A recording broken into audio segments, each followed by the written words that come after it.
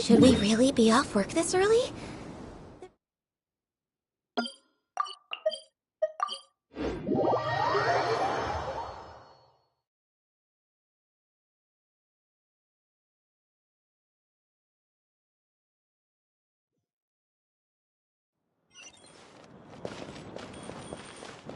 We're way behind schedule.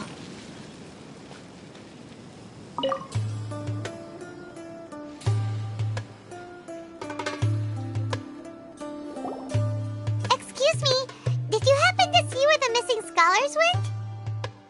You mean the village keepers? Oh, let me think. When I was eating dinner the other day, I saw one of them by the side of the road, muttering away and eating mushrooms and tree roots. They shouldn't go around eating that kind of stuff. Okay. Did you notice anything else? Anything else? No, I think that's all I have to tell you. Sorry.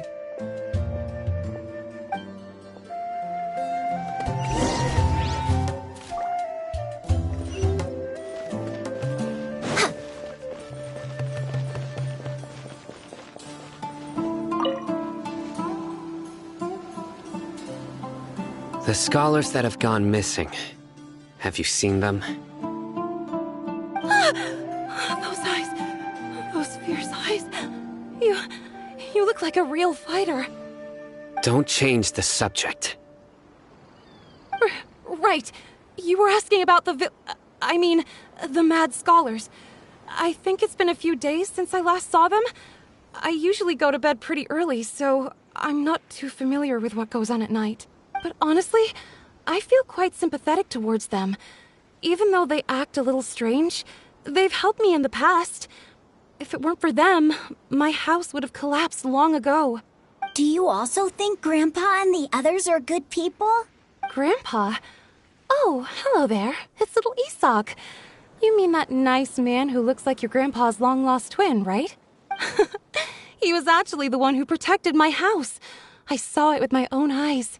He happened to be staying near my house that day and was doing something with his hands on the ground. It still feels pretty surreal now that I think back on it.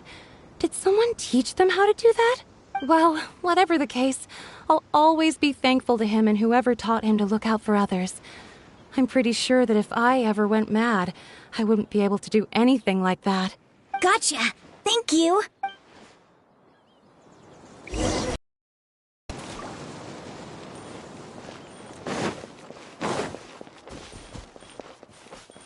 Stay safe. Don't get hurt.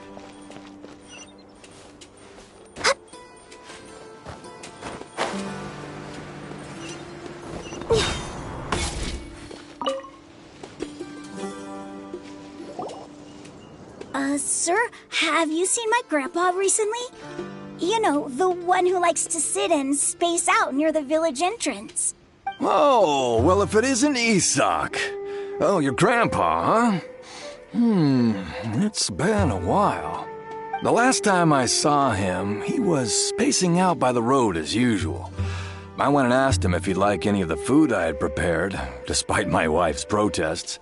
Like many people, she's really quite terrified of them. And speaking of my wife, she's still always complaining about how I don't make enough mora. That might explain why she's always mad at me. Oh, thank you. Thank you for taking care of him. It was nothing. You're looking for him, right? Did he go for a walk and get lost? Yeah. That's no good. Well, once you found him, come by my place again and I'll cook a little something for the both of you. I've known you since you were very young, so as far as I'm concerned, you're family. Please feel free to come by anytime. Wow, what a nice guy. Okay, thank you, sir. Don't say anything for now. Isak, stay here. Let's head over there. Stay quiet as you move.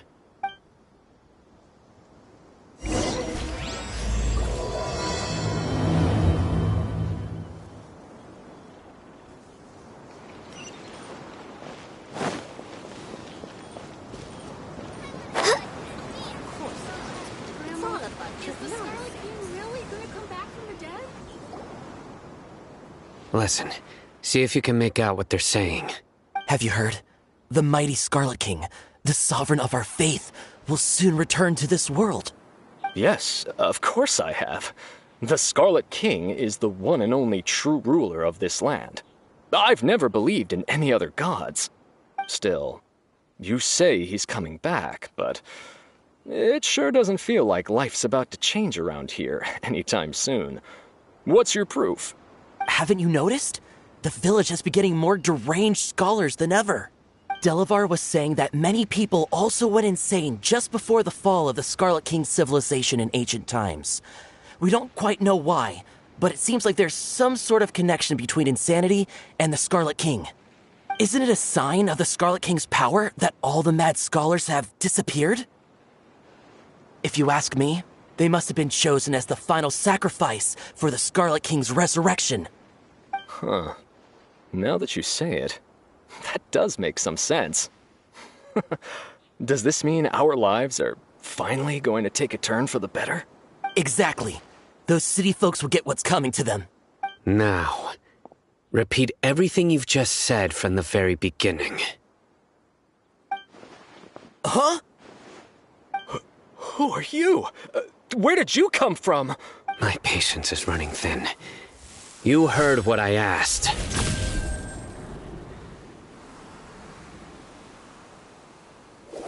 Yeah, bro, this guy's something else. Just look at his eyes. One wrong move, and he's gonna flay us alive. Let's not get on his bad side, okay? I am no match for this guy. Oh, okay, good sir. What is it you would like to know? Tell me about the Scarlet King's resurrection. Well, I only know a few things from hearsay. I went for a drink the other day and heard others talking about a rumor that the madmen will disappear and that the Scarlet King will return to this land.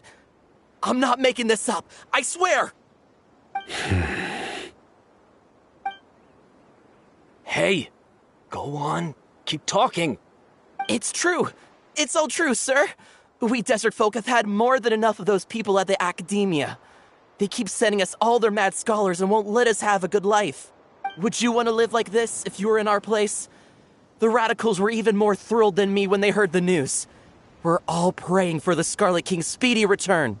Delavar also said that once the Scarlet King returns to our side, it's only a matter of time before we conquer the land on the other side of the wall. They're all willing to serve under the Scarlet King and fight for a share of the glory. Is that so? Seems like he still wants to know more. Keep talking. Got it. At first, I told myself it was just the drink talking, but then all the mad scholars vanished without a trace, just as the rumors said. Please don't beat me up just for mentioning these rumors. If I'm guilty, then everyone else around here is also guilty. I'm just saying what the others said.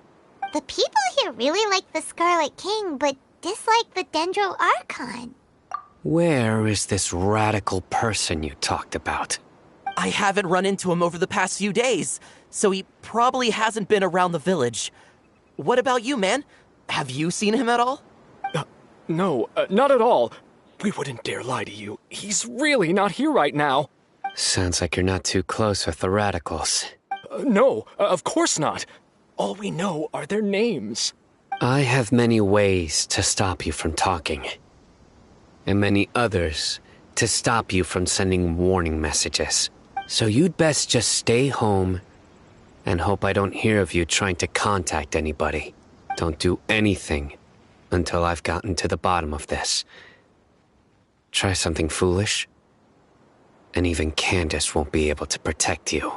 Yes, got it. We'll do just as you say.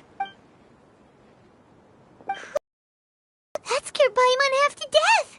Sino is pretty terrifying. He didn't try to reassure us at all. It's like he's used to hearing that. Oh, Paimon bets lots of people have told him that before. I heard that. Sorry. It's part of being a Matra. The rumor we heard just now seems like a strong lead. But we need to check a few more places. Very well. Isak! I'm here. Where's your grandpa's house? Well, I can take you there. Just follow me.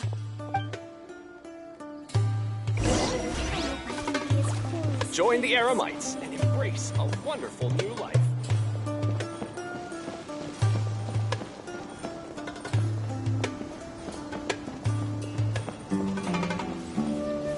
Grandpa?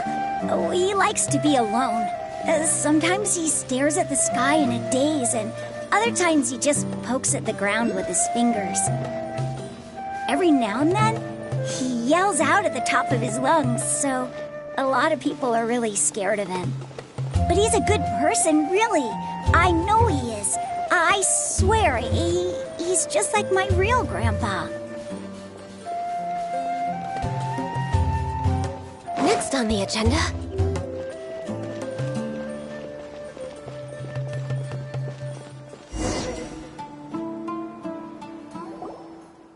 Well, this is usually stays.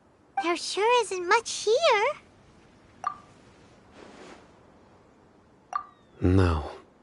Incense? Please don't say it's the same one as before. But are you okay? Are you getting dizzy or need to lie down? There's a scent that you can sense, but I can't. A certain traveler here once passed out from that smell. Thankfully, Tainari saved the day. And then he gave us a long lecture to explain all about how it worked. So, you know Tainari. Huh? You know him too? Are you two friends? Yes. Now that I concentrate, I can also make out the scent of incense. Wait, surely Tainari didn't lecture you too. No, no need. Did you first encounter this scent at Tainari's house? In the forest. From a scholar.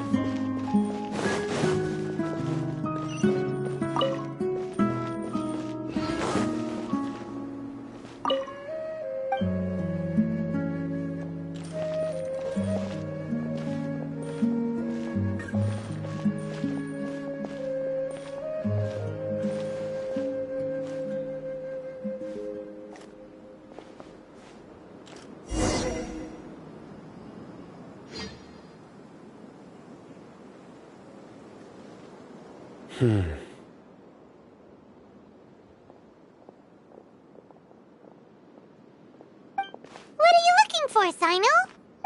Here it is. Take a look right here. Paimon doesn't see anything. Although the traces have been completely buried in the sand, there are footprints here, from the size and shape. They belong to an adult male. This pattern is a common one from this area. Local shoes. This was probably someone from the village.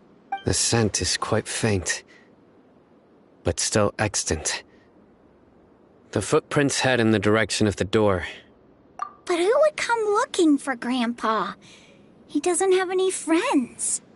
We'd have to ask whoever lured him away with the incense. Huh?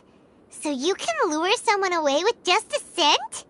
Hey, what's wrong with liking good food? Everyone's got something they love in life. Exactly. Most scholars are fond of incense, since the smell supposedly helps them clear their minds and discover new knowledge. Even deep within the clutches of madness, they still yearn for their knowledge-seeking days, and will follow the scent whenever it presents itself. No, Grandpa. So, someone's taking advantage of their weakness? Huh. Still, why would anyone want to abduct all the scholars? Are the rumors really true? Could the disappearance of all the mad scholars have something to do with the radicals? It's highly likely. Please, you have to save my Grandpa. Grandpa's never done anything wrong. Please help him. Sounds like we'd better help get him back.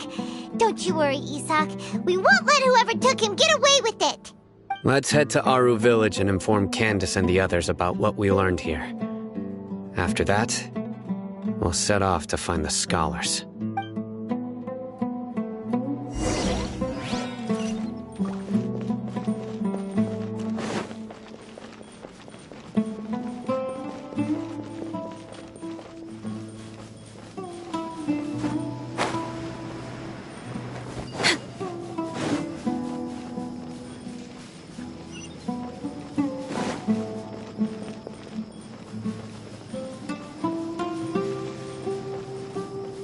Next on the agenda...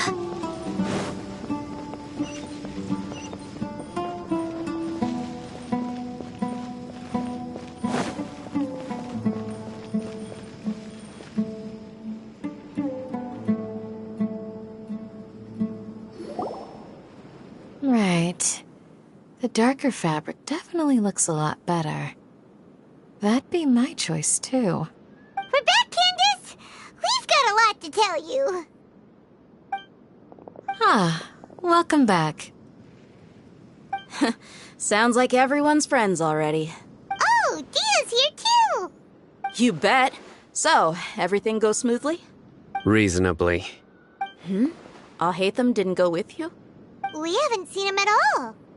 Huh. I saw him around the village entrance earlier and figured he was investigating with you. I guess he must have gone off on his own. Did you find out anything useful?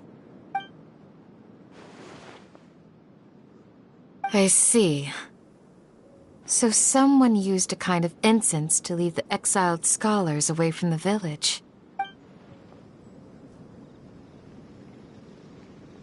The resurrection of the Scarlet King? First I've heard of it. Far as I know, the kind of incense you just mentioned is only popular beyond the wall. Scholars are fond of it, but as you can see, there aren't many scholars still studying around these parts. No seller would be able to make a profit here. Not to mention making incense is a labor-intensive process. You won't see anybody in the desert with the patience to make or sell something that requires that kind of effort. It seems someone from beyond the wall must have been supporting this. Makes sense. So what should we do then? Do we go back to the academia and search for leads there? If it was any other day, that would be your next logical step. But today, you've got me on your team, so you get an extra tip. Didn't you say that the villager got his news from the tavern? Well, I also like to drink at the tavern, so I know a thing or two about these radicals he mentioned. If Paimon remembers correctly, the leader of the radicals is some guy called Delavar. Ah, yeah.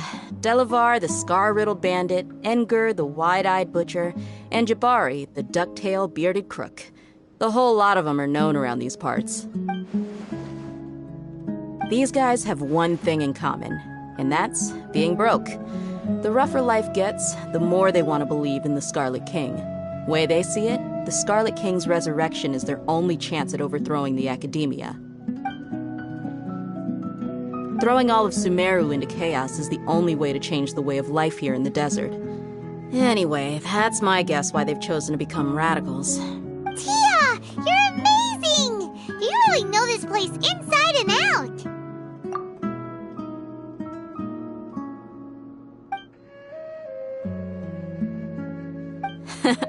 No merc can afford to slack off on gathering intelligence. Every mora I've spent in the tavern has been a valuable investment. Let's head out. Now hold on, you're staying right here, Sino. Why? Aru Village is not a big place. Outsiders stand out here like a sore thumb. I'd bet word about you has already gotten out. The desert is unforgiving, so the way of life here is also a lot tougher than on the outside of the wall. You survive on making connections out here. Compared to you, mercs like me are just third-rate amateurs. I've got no actual fighting skills to speak of. But that also makes it a whole lot easier for me to gain the locals' trust. I need to go around and ask some questions, but it'll be difficult if you're with me. Fine. Good. Then we've got a plan. The Traveler and Paimon will go to Caravan Rebat with me, and we'll try our best to figure out where the Mad Scholars have been taken. Sino, you'll have to stay in the village and continue investigating on your own. Alright, sounds like a plan.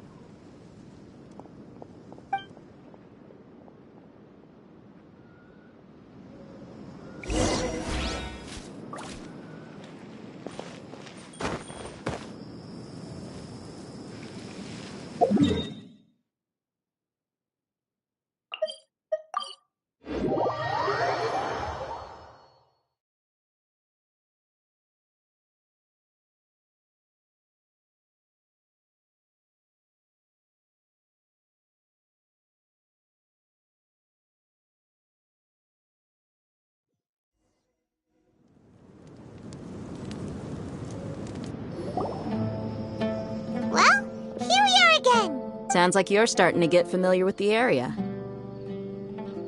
Paimon's amazed every time we see the wall of Samiel. How can a wall this tall even exist?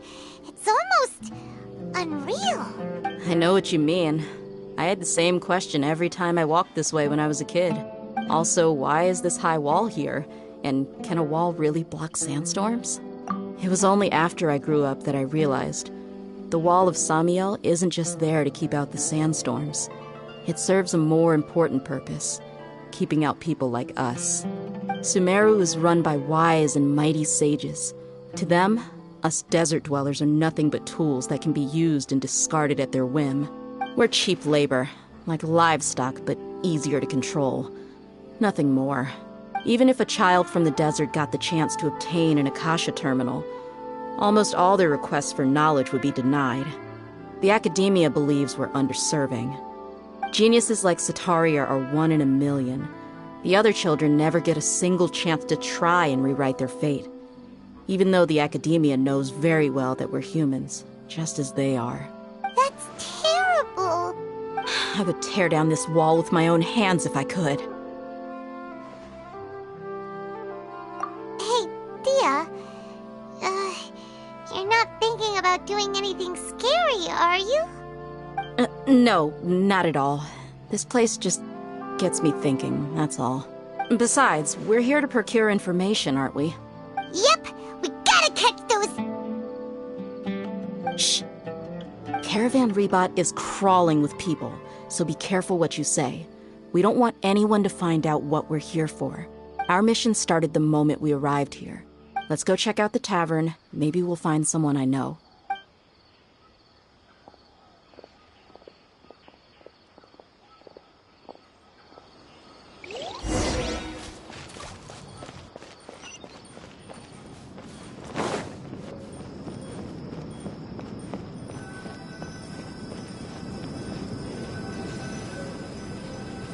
Just our luck. None of them are here today. You mean, you don't see anyone you know? Dia, is that you? What a coincidence. You here for a drink too? Zaki. Finally, a friendly face. Oh, and who do you have with you here? Guests from another land? Hello! I'm Zaki. Dia's, how would you put it? Drinking buddy? We've had drinks together a few times.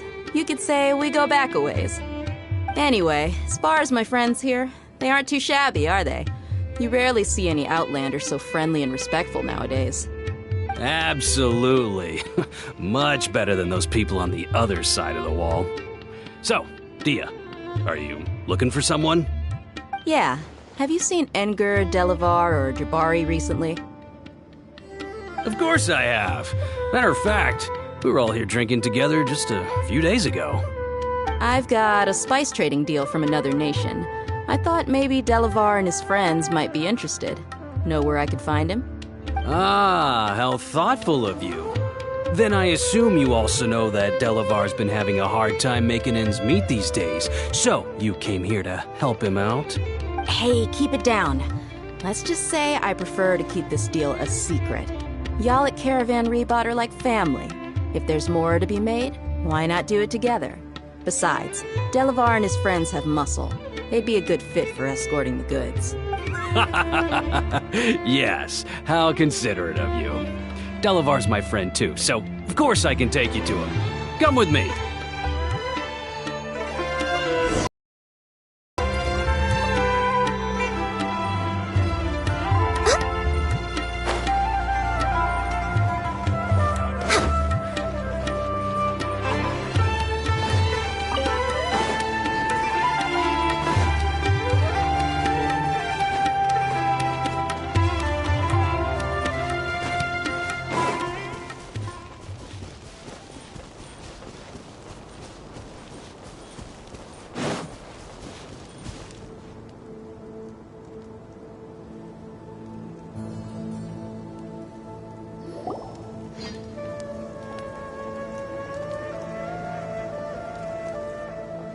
Are we there yet? Yep, this is the place. This place is practically deserted. What are they doing in a place like this?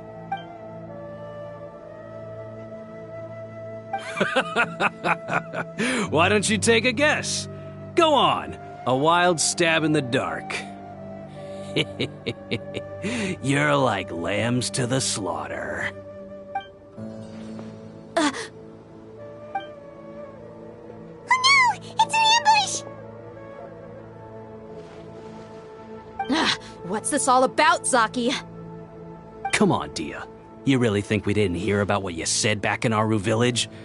The boys have kept a close eye on you from the moment you set foot there.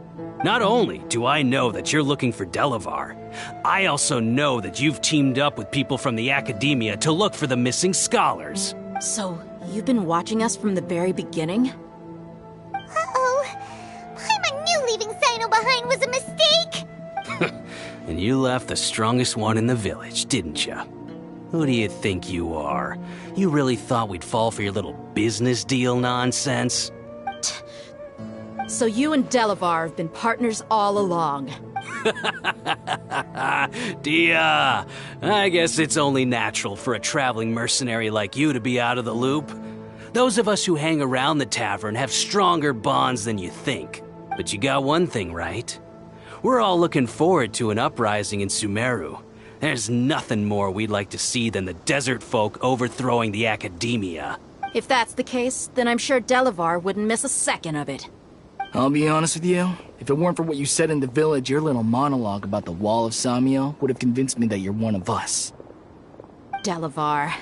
And Engar, you're here too, huh? Long time no see, Miss Mercenary. You should have known the traitors are what us followers of the Scarlet King despise the most. Dia, I thought that you, a fellow desert dweller, would understand that the Scarlet King is greater than the Dendro Archon. Little did I know, you don't deserve to join us.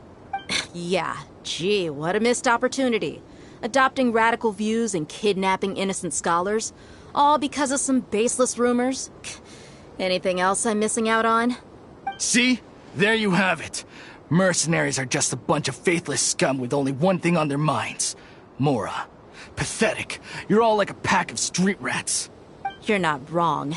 Mercenaries are driven by Mora, and my faith lies with whoever's paying me. As long as there's a profit to be made, anyone can become my friend. Enough talking! Get him! Just as I expected. Let's teach him a lesson, traveler.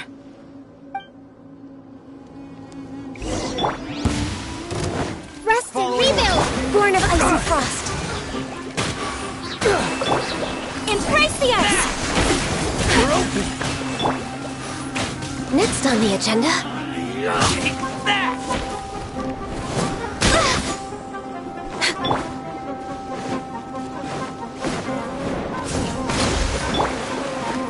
All hail!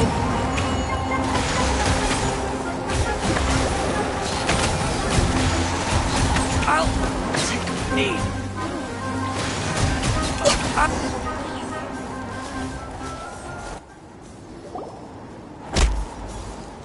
Impossible!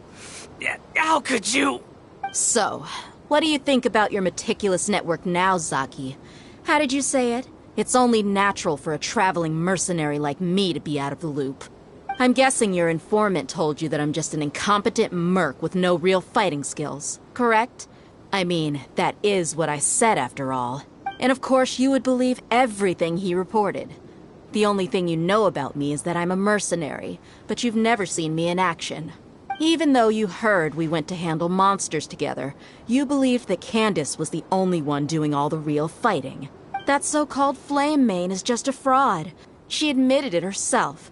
She just uses her connections to gain the trust of others. That's what you thought, right? Ugh. You lied in the village because you figured that we'd have people watching you. And you were stupid enough to fall for it. I figured as much the first time we drank together. You all thought you were so smart. Pathetic. Okay, that should be all of them. Whoa! So you've been planning this since we were in Aru Village? No task can be done without preparation.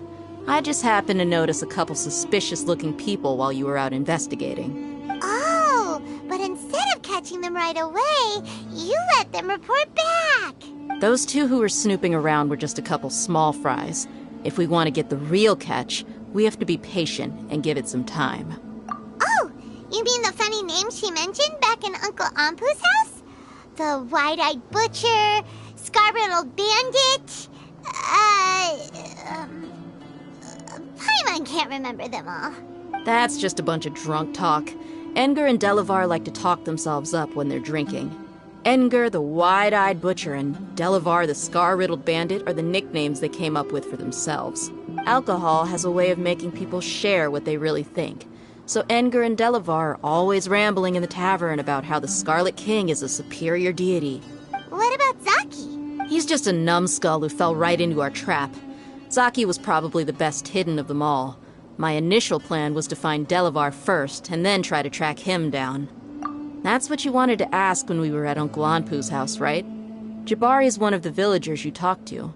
You know, the one who wanted to treat Isak and his grandpa to some food. Wait, so he's a radical too? No, he isn't. I just needed to tack on a random villager name to make the eavesdropper think that I was making some wild guesses based on my impressions. Wow, what a genius idea! Well, that's an expert mercenary for you. Ah, you're too kind. It was straight from the usual playbook, if I'm honest. So, that thing you were saying before, is it really true? About what?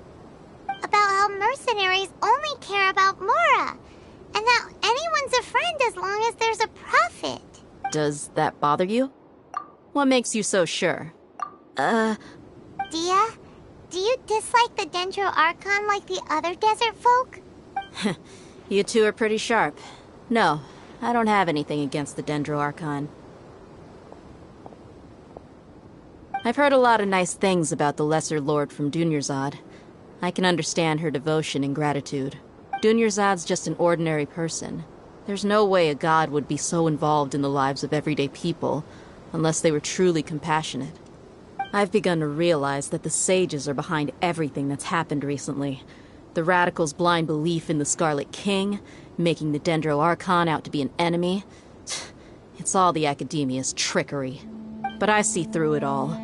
And unlike them, I can never be hostile towards anyone who's never done anything wrong. Dia. Anyway, looks like we're done with business here. Traveler, lend me a hand. Let's tie him up and bring him to the village.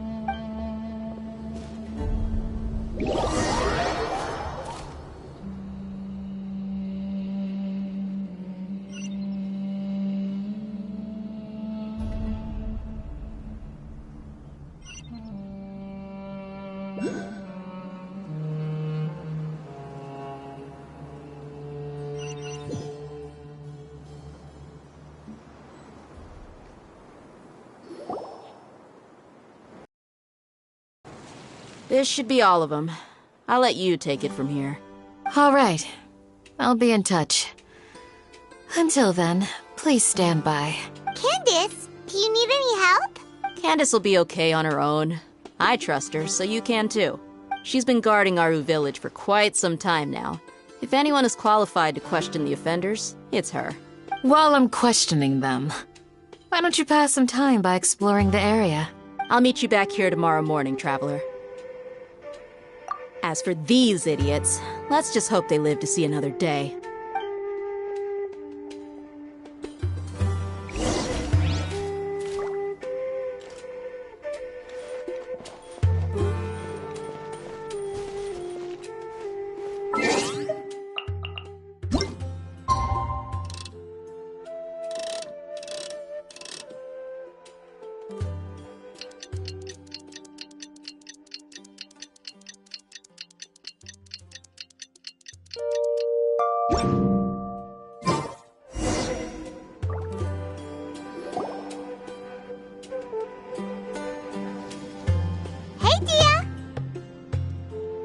Right on time.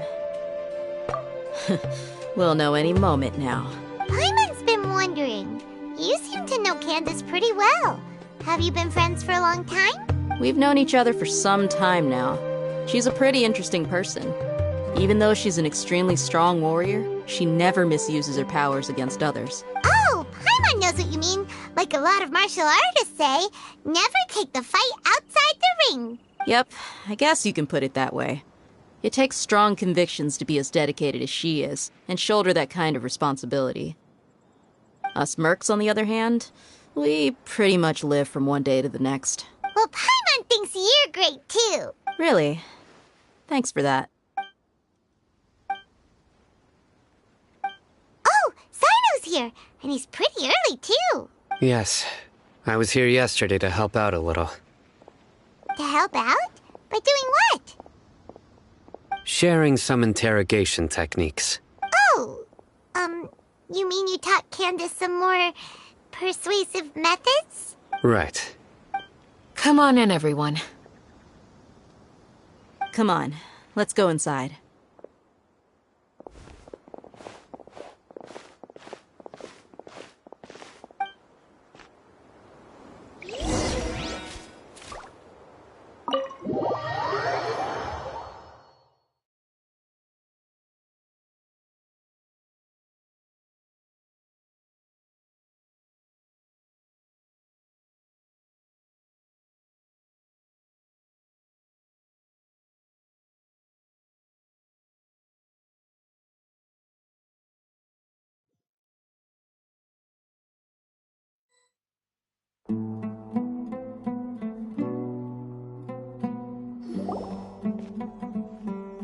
Candace, where? Whoa, you look furious. Do I? Huh. What gave it away? Oh, there's no mask that can hide true bloodlust. Cover up your eyes, and it'll still show itself at the corners of your mouth. Perhaps I need to work on my composure. Still, it's perfectly understandable why I'm angry. I'm sure everyone present would agree. Yes, ma'am. Please, don't beat us anymore. We're gonna die. Well, looks like Sino taught her well. You fear death yourselves, yet you do not hesitate to place the lives of others at risk. The absurdity is mind-boggling. The ones you call mad scholars are known to us as the Village Keepers. They are vital members of our community, and some even count them as family. You come here, to my village, and you treat my people as nothing more than stepping stones towards your goal. Tell me, what would you do to you in my position? Mercy! Please, have mercy! You've made your bed. We may both be desert dwellers, but there is one thing that I understand better than you. The resurrection of the Scarlet King will only result in war. And war serves no one. The people of Aru Village care little about which god is in power. Life may be tough and tiring, but we wish to preserve our way of life. A war would only cause us to lose all that we have. And that is not a responsibility that you can afford to shoulder. We understand. We're sorry. I'll tell you everything I know. Please, just let us go. I'm listening. You might not believe this, but it wasn't us who came up with this idea. Someone was spreading rumors in the tavern. That's how we ended up hearing about the Scarlet King's resurrection. Some mystery man told us that mad scholars will make the perfect sacrifice to usher in the Scarlet King's resurrection. They give their lives, and we can get anything we wish for. They're called Village Keepers. Slip up again, and you'll regret it. Yes, sorry. It was all that mystery man's doing. He told us to spread word about the Scarlet King's resurrection and talked us into helping him. In return, he said he'll help facilitate the resurrection process. I'm not sure. That's one. Huh? One what? Strike. You get a total of 3. Then, you die by my hand. Wait, I'm telling the truth. We don't know anything. It was all him. 2. He got us to lure them out of their houses in the night with some kind of incense. We take them to a junction outside the village. Then the mystery guy takes them from there. You gotta believe me, please. I'm telling the truth, I swear. Just ask them if you don't believe me. That was indeed the truth. Traveler, go on.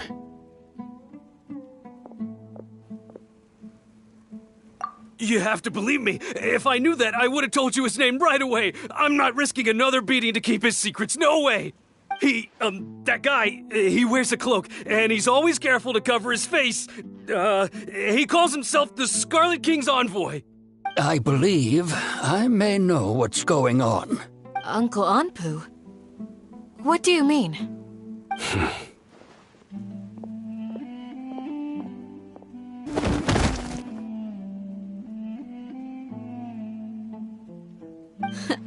Smooth.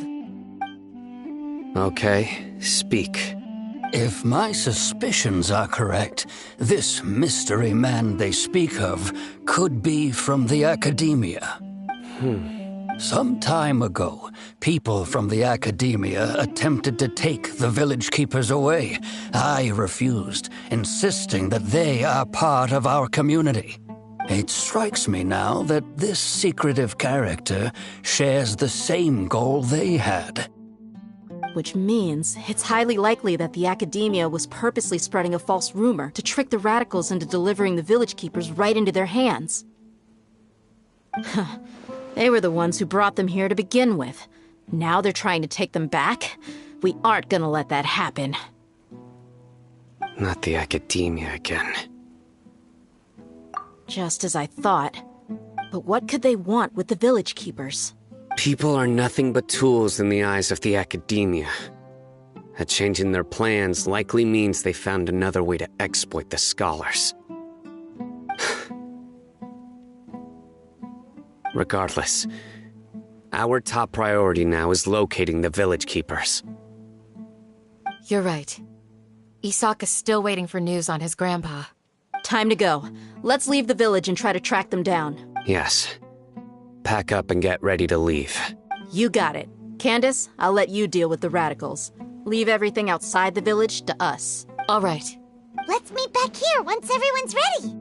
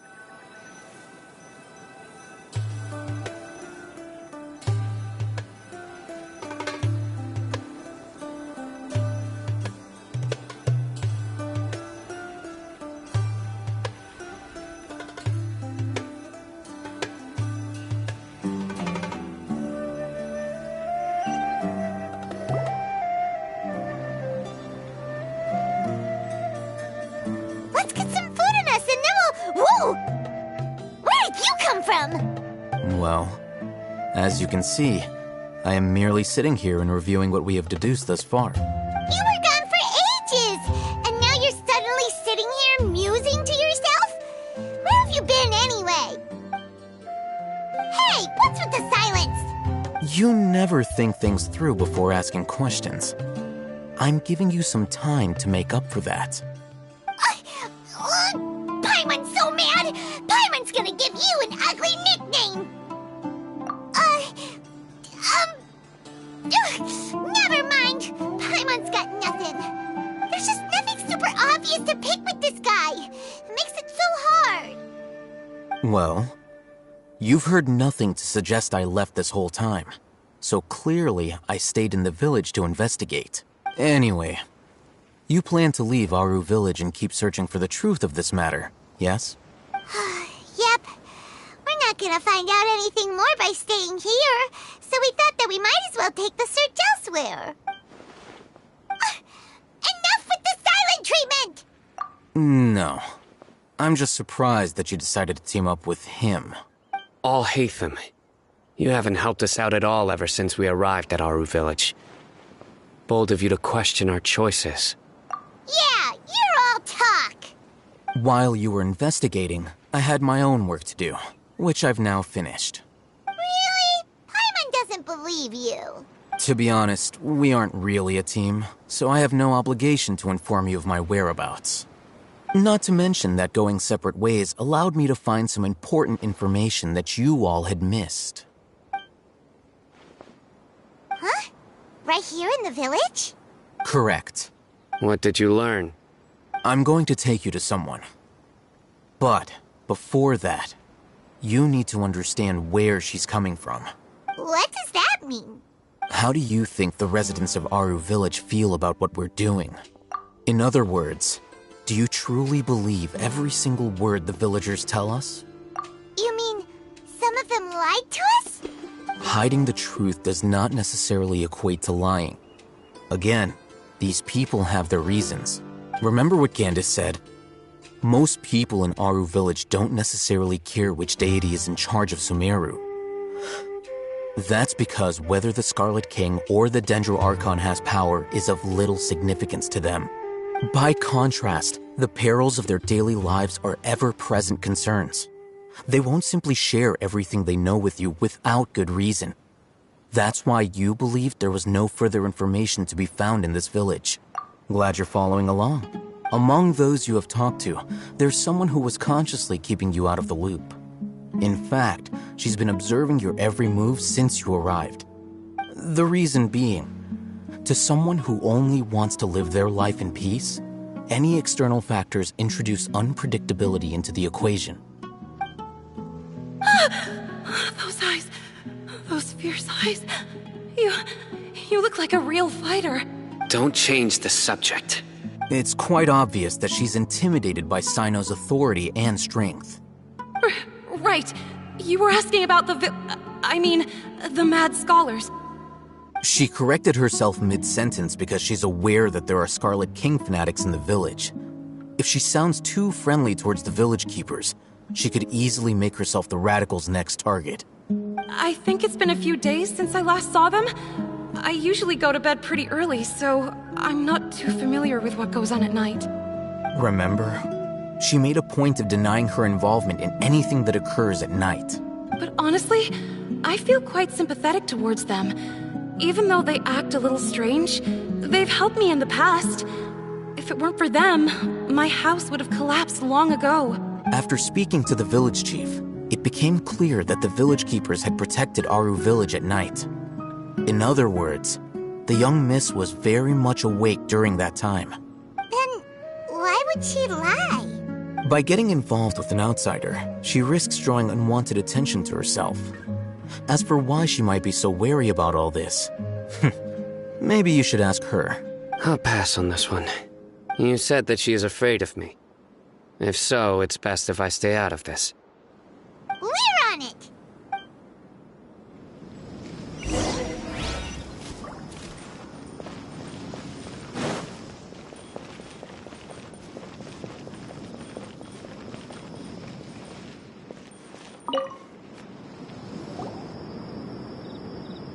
Miss Shawnee, as we discussed earlier, I've brought someone with me.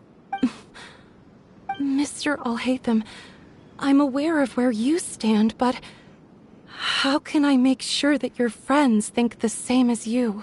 Huh? What do you mean? We need to clarify our stance or something? Go ahead and talk to her. You'll get the answers you want. Go on. Earn her trust. Is it really that simple? May I call you Traveler? Hi, Traveler. I want to ask you something.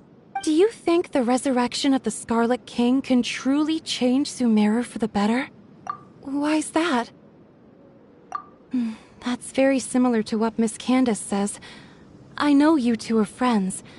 That's why I'm willing to talk to you, even though I do have some reservations. Before, I wouldn't even have the courage to ask something like this. Traveler, do you believe our lives will get better? Yeah! We came here from another nation, so it isn't wrong of you to be weary. And we aren't really residents of any one nation. But even so, we've met lots of people from different places, and we've always fought for what we believed in. We have friends in Sumeru, and we want to help them. That's why we decided to stay here for a while. I want to trust you. My apologies for posing my questions like that. To be honest, I didn't expect you to come back for more information. Hatham told us you have your reasons. It's okay. We understand.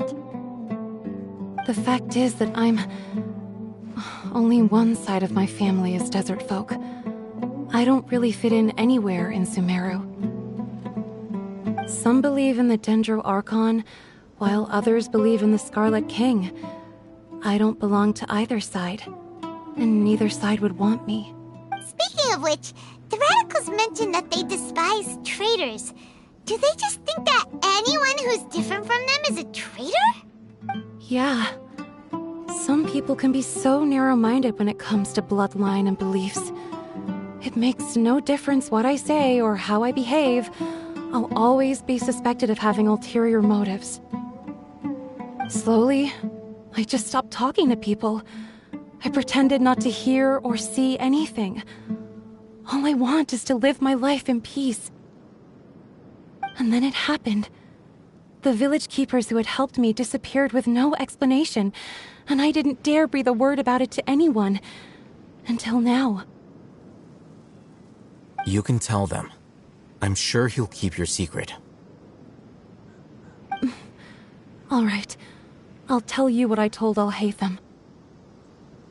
I actually have a sharper sense of hearing than most. Sometimes, I hear strange crying sounds in the night. There are ghosts? Perhaps. I'm not sure. It's faint, but it's definitely the sound of crying. It comes from far away in the distance, and always carries very raw emotion. It used to be louder and more frequent, but ever since you arrived in the village, it doesn't seem to happen as often, and when it does, it's much quieter. I have to focus really hard to make it out. I confirmed this with the guards on night duty. They also have someone with a good ear, and he's heard similar sounds at night. But, because we're in the middle of a desert, he would rather believe that they are the cries of beasts than ghosts. There's really nothing around these parts, except for an old hospital not far from the village. I think they used to use it for treating Elazar, but it's been abandoned for years. Yeah, let's go!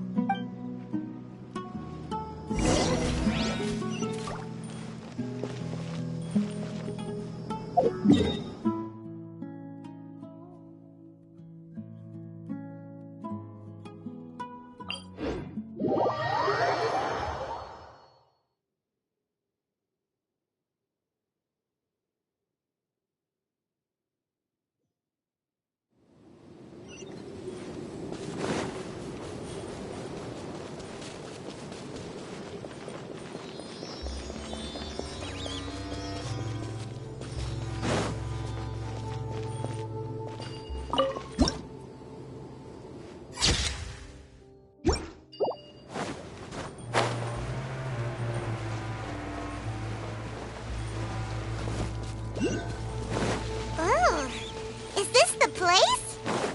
It's in terrible shape. Ah, monsters, watch out!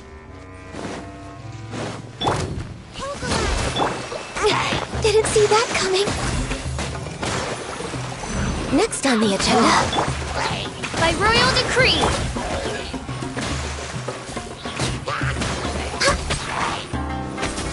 No touching. Billowing surge.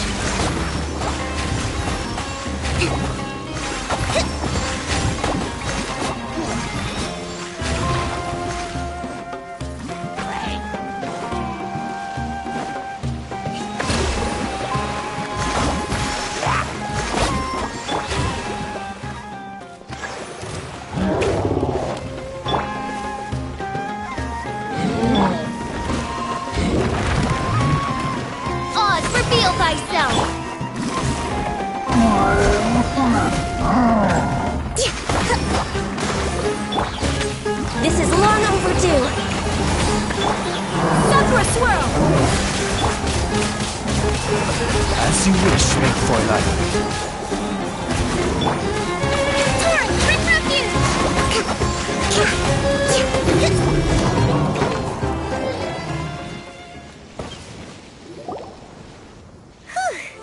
They were easier to deal with than Paimon had expected. Super strong bandits? Or monsters taller than buildings dropping out of the sky? Or, something like that. He looks super serious. We gotta stay on our A game too. This is the one.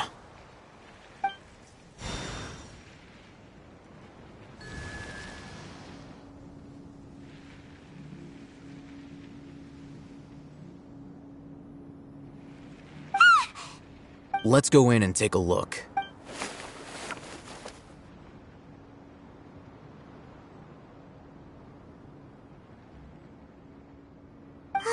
Hey, Hatham, we haven't found squat. Are you sure we aren't wasting our time here? Patience. Shawnee says she only hears the crying at night. We have time to burn. Until then,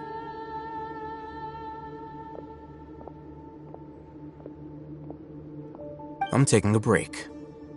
And just like that, he sits down. Wait, he even brought a book to read? What are you reading? Let Paimon see! Okay, sure.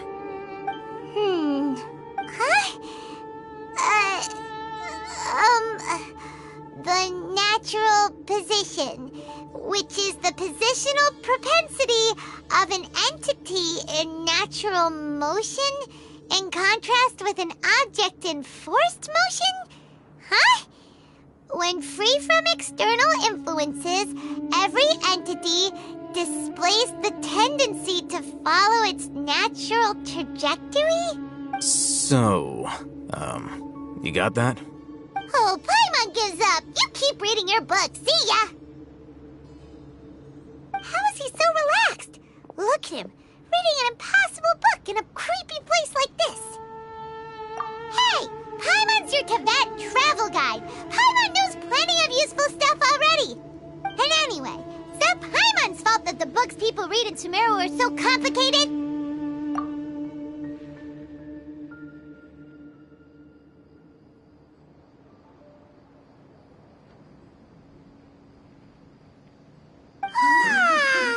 Paimon's getting so sleepy. Huh? What was that sound? There it is. It's coming from that direction. Is the sound coming from here? Huh.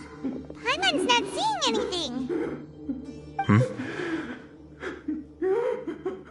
It's from below. But there's no way we can get down there. Something is off about the interior here.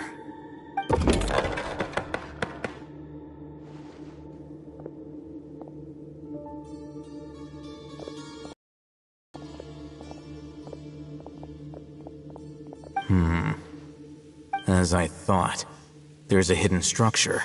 Wow. It's like they tucked another hospital into this one. Oh, it looks like there are other mechanisms around here. Let's keep exploring.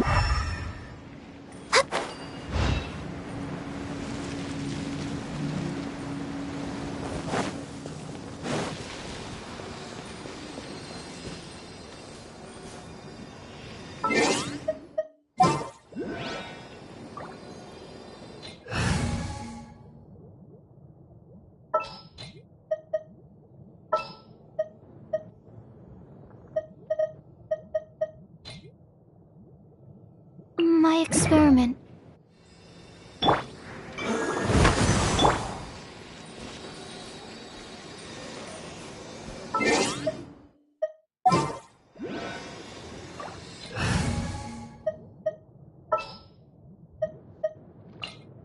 Just what will we come across?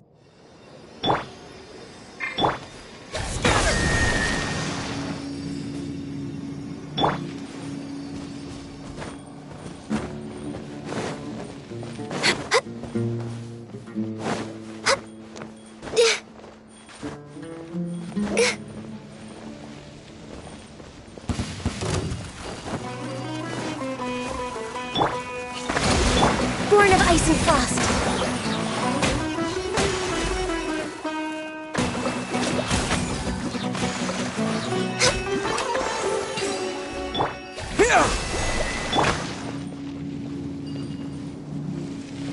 We're way behind schedule.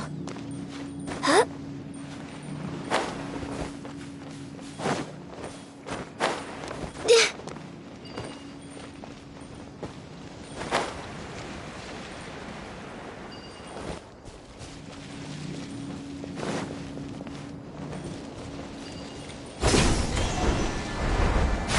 Like a lamb to the slaughter.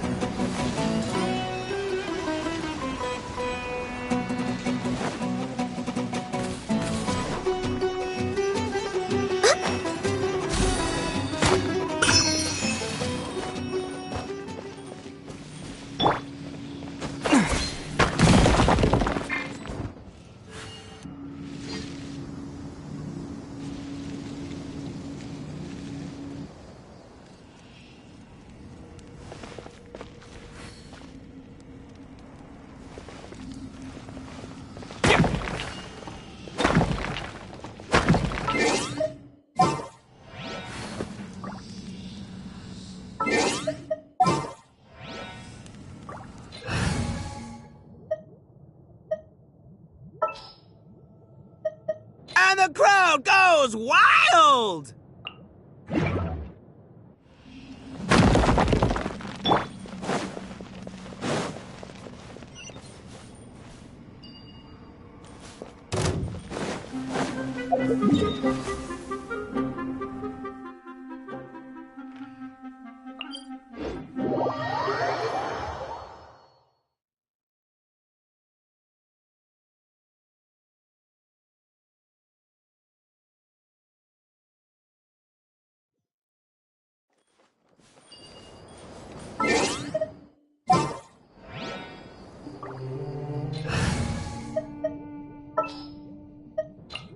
There's still a long road ahead.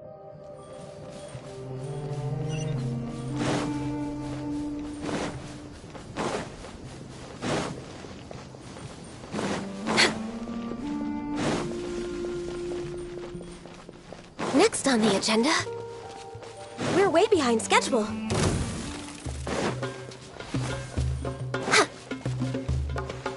Time to go to work. You are not welcome here.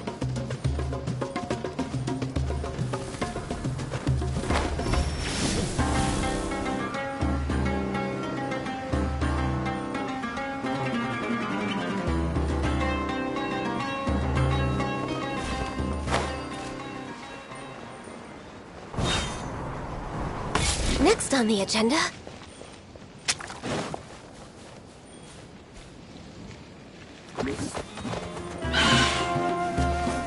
rest and reboot!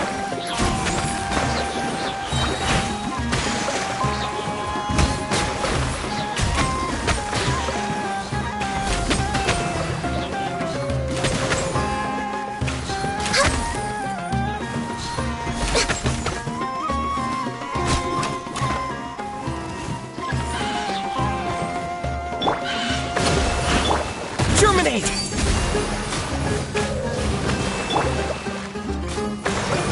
For Rex Lapis!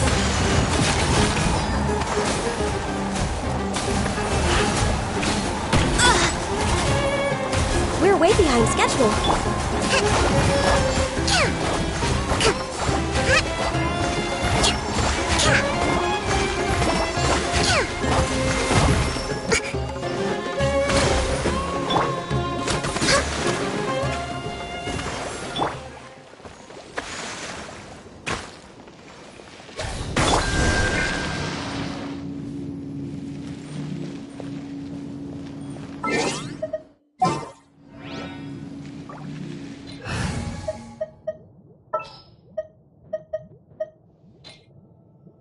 Behold, the...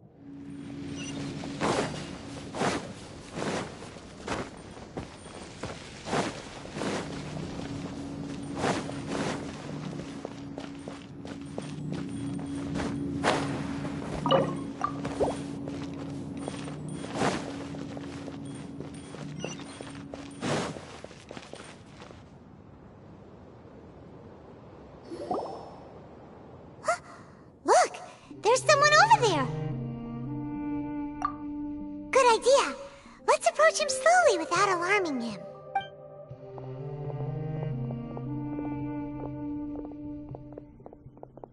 Wait.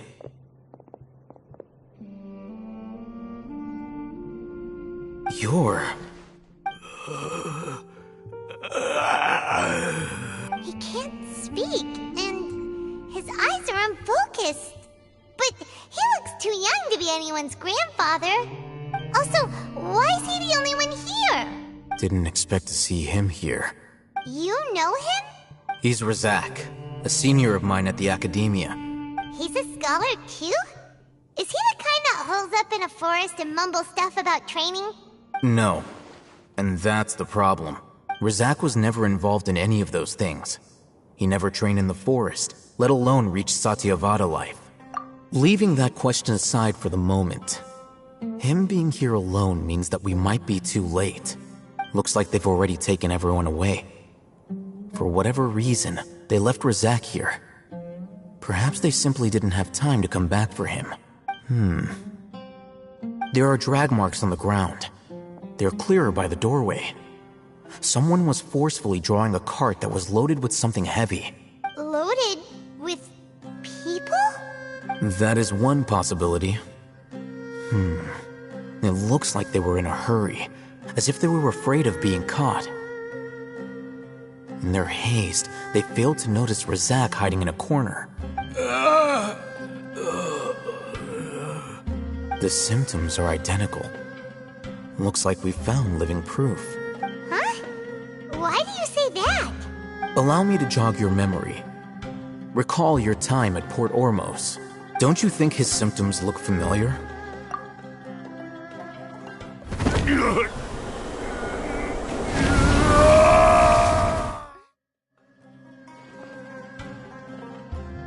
Oh, now that you mention it, they're acting the same way. Correct. The Academia is behind all of this. It isn't difficult to deduce their rationale. First, the Academia spread a false rumor of the Scarlet King's resurrection, emphasizing the role of the village keepers, the mad scholars who were exiled to Aru village. These rumors were all the persuasion that the radicals needed, and those based in Aru village leapt into action. Unbeknownst to them, of course, through rounding up the scholars, they were actually helping the Academia. As well as being able to exploit the radicals for their own ends, this scheme has one further advantage to the Academia. All the risks and responsibilities are offloaded onto the Scarlet King's followers. Life for the desert dwellers has been brutal ever since the Scarlet King's death all those years ago. Beneath the surface, feelings of desperation are widespread. Many would give everything they have for the prospect of something better. Anyone looking to exploit that for their own ends simply needs to make a few empty promises. Even if complications arise, people will see that those involved are all followers of the Scarlet King and look for no further explanation than differences of belief. A deep-seated mistrust of the desert and everyone in it by the rest of Sumeru will make sure of that. The notion of an Academia plot wouldn't even cross their minds. It may seem like a simple strategy, but it is able to work wonders under Sumeru's current circumstances. Oh, that makes a lot of sense. It's in line with the village chief's theory, too. But there's still one very important question. Wasn't it the Academia that brought the scholars to Aru village in the first place? Why does it want them back now? Throughout this process, one thing has changed. The scholars' identity. First, they were scholars. Then, they became lunatics. After that, they were exiles. And finally, they become missing persons. An exile is still patently a living, breathing human being. But when someone becomes a missing person, that is brought into question. If you can't find someone, you have no way of knowing what exactly happened to them. That makes missing people an ideal resource. Resource? For what exactly? One possibility is that the information in their brains could be extracted into knowledge capsules. Extracted? You mean canned knowledge comes from people's brains? With the technology of the Sumeru Academia, it's entirely possible. Perhaps the process caused them great suffering, which is why they cry out in the dead of night when no one is watching them. So, the human brain... Nope, nah, Paimon doesn't want to think about this. I'm the Academia scribe, after all. I'm familiar with their projects. Anyway, judging by Razak's state, the contents of a divine knowledge capsule were extracted from his mind. But something went wrong in the process. Or perhaps his curiosity got the better of him, and he used such a capsule for himself. Paimon's a little confused. Can they just use anyone's brain? The look on your face tells me you've realized the answer. That's right. To some scholars, gaining knowledge about the gods is their entire life's pursuit. Extracting canned knowledge is just one of the extreme measures they turn to. However, I can't help but wonder, what do they seek to gain from divine knowledge? The Academia is going out of their way to look for forbidden knowledge, but what is their ultimate goal? I've spent quite some time trying to analyze the contents of the divine knowledge capsule, but to no avail. It seems like my way of thinking is too different from theirs. You mean you're not even slightly interested in getting your hands on this forbidden stuff? All scholars seek to expand the horizons of knowledge, but I'm not particularly interested in gods, so I don't share their degree of zealotry. Extracting information from people as if they were lifeless objects? If this is the direction of academic progress, then the Academia may as well shut its doors. Sounds like you're really against all this. Of course.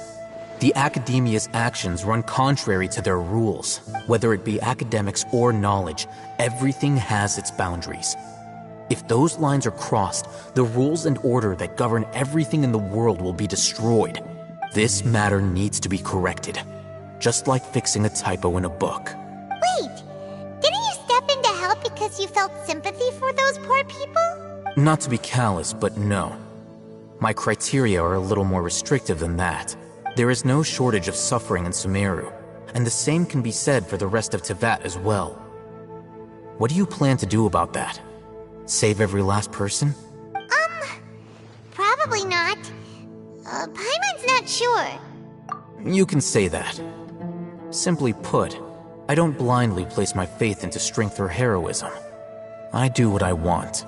The divine knowledge capsule is something I want to investigate in full. That doesn't mean I'm willing to take action for the sake of a few strangers.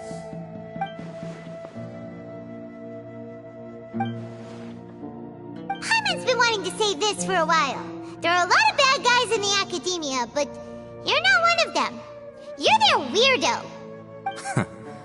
You're probably right. Though I must say, I quite enjoy this feeling of being the odd one out.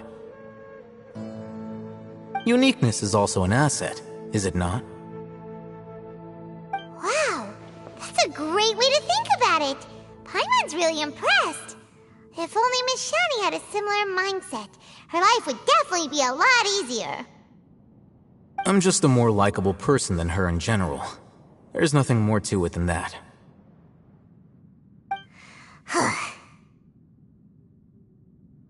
He won't last long if we leave him here. Let's take him with us. We'll work out our next step after we return to Aru Village.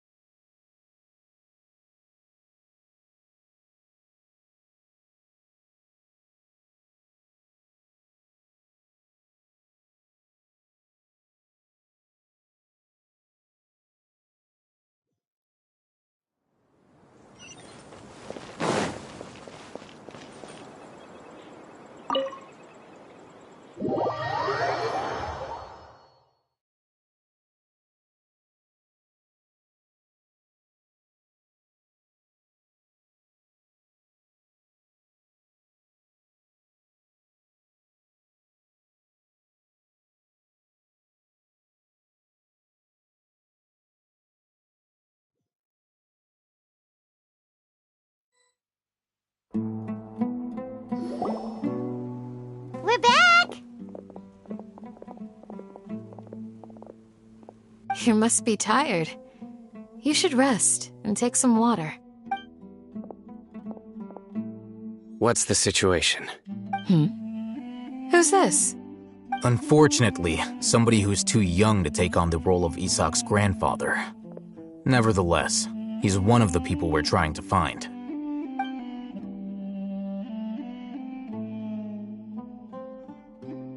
So, at one point in time, the abandoned Elazar Hospital served as the Academia's site for extracting divine cant knowledge. Yep, pretty much. Their plan must have been implemented at some point before we arrived at Aru Village, since divine cant knowledge has been in circulation for a while now. Yet, they fled once we were headed to the village, almost as if they knew we were on their trail. Why is that? Yeah, why is that? We may have a mole in our midst. One of us could be secretly revealing our whereabouts to the Academia. Huh? Are our friendships that shallow? Looks like none of you have realized wherein lies the issue. Sino, you're the reason why they can predict our movements. Wait, what's that supposed to mean? Choose your next words very carefully. It is simply a logical inference. I have my reasons. So what you're saying is, Sino's the mole.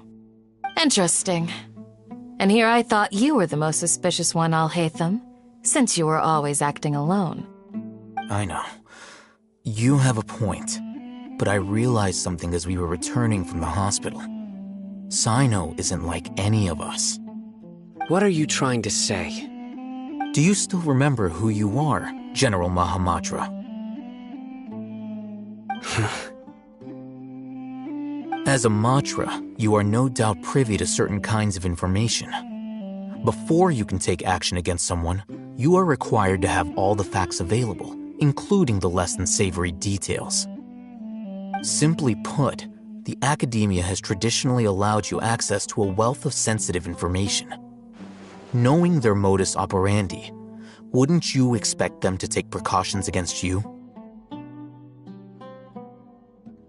If you want to raise a vicious wolf, you need to make sure that you can avoid its bite. The Academia is monitoring me? It's not that simple. The Academia has eyes all over Sumeru, but they have a special protocol for dealing with you. Every so often comes a Nyagarbaha Day. On this day, the Academia enters new information into the Akasha through knowledge capsules. I remember seeing the thick notebook next to the control panel once. Its contents were all about the General Mahamatra, his activities throughout the day, preferred methods of enacting judgment, everything. You're saying that the Academia entered my information into the Akasha too? But what's the point in doing that? My actions aren't important enough to be added into the Akasha. The Akasha is capable of computation. The Akasha's algorithms are entirely capable of predicting your movements using the data entered. When you would depart, the route you would follow, your destination. It knew all of this. It predicted my every move. The Academia has been watching you longer than you think. So that's how it is. Sino adheres to his principles so strongly that he's actually a thorn in their side. Tenacity of will and steadfast faith are worthless to the Academia. They need scholars who are easily pliable and mindlessly go after anything they can profit from. Sino, don't take it to heart. This just proves how much of a trustworthy ally you are. They escaped because of me. Don't blame yourself. It's not like any of us would have known. I have an idea. If they predicted my movements, then I might be able to guess where they went. Whoa, you bounced back fast. There is always an opportunity for safety after danger passes. Oh! it now. If the Academia is trying to avoid Sino, then the safest place would be... Yep, that's right! They'll want to proceed in the direction opposite of where I'm going.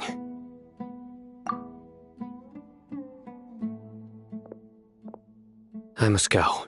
There's also something I want to investigate. Let's go, guys! After him! Please, wait! I want to go too!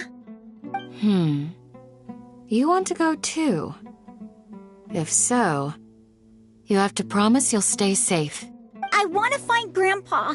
I promise I'll be careful and not cause any trouble. Everyone, I leave him in your hands. Yay! Let's go! Remember to pack some food with you! Paimon feels like we're missing someone, though.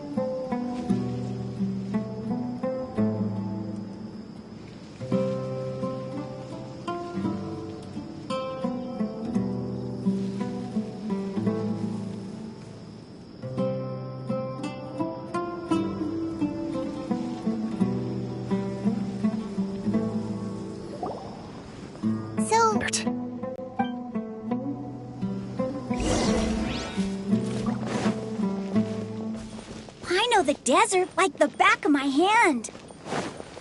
Is that because you play here a lot? Yep. One time, Grandpa almost got lost in the desert, but I was the one who brought him back.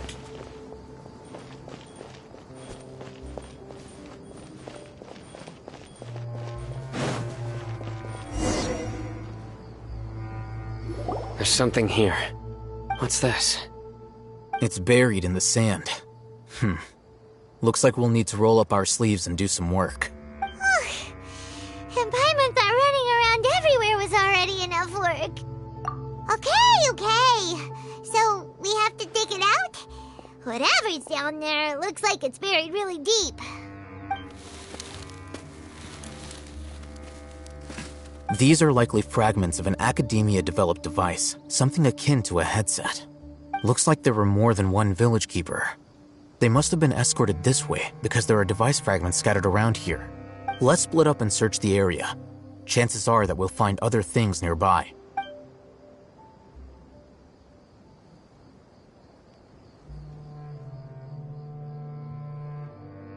Is this what we're searching for?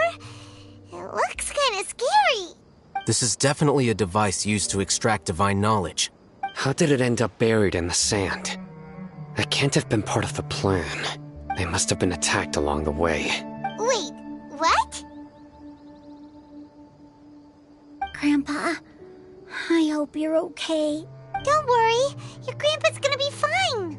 Razak didn't display any signs of starvation or dehydration, which means that they left fairly recently. We should be able to catch up. One more thing. Given that the device had been entirely covered by sand, I believe the attack must have happened prior to the sandstorm. Let's keep going. They can't have gone far.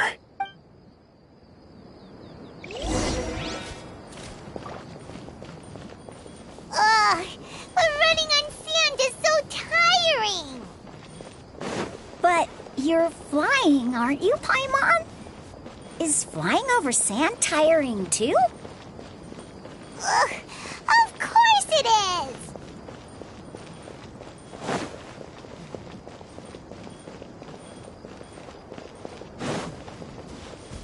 Voices, over there. It sounds like an argument. Whoa, you have really good ears!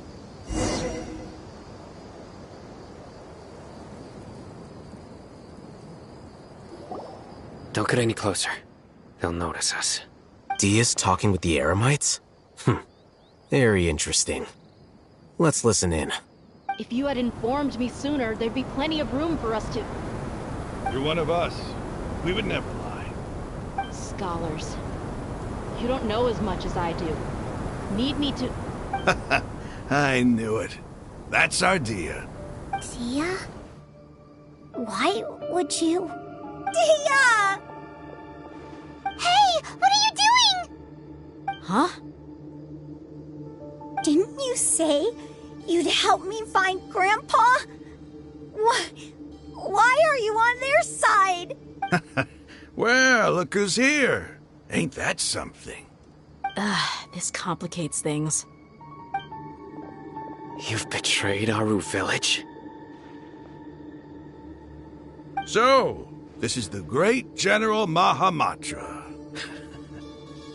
Dear, you'd be better off as my assistant than hanging around with this motley crew. Seen for yourself, I have the means and methods, and my ideals are far more admirable than theirs. I'm not the type that's easily swayed, Raman. You of all people should know that. Wait, what's going on, Dia? Whose side are you on here? Shut it, Paimon. It doesn't matter. Whichever side you pick, nothing could deter us from the grand mission of resurrecting the Scarlet King. Once our Lord of Old returns to this land, we will have a new beginning. Face the facts, Raman. It's not gonna happen. You should understand that more than anyone. Have all your years as a merc taught you nothing about placing hopes in a ruler?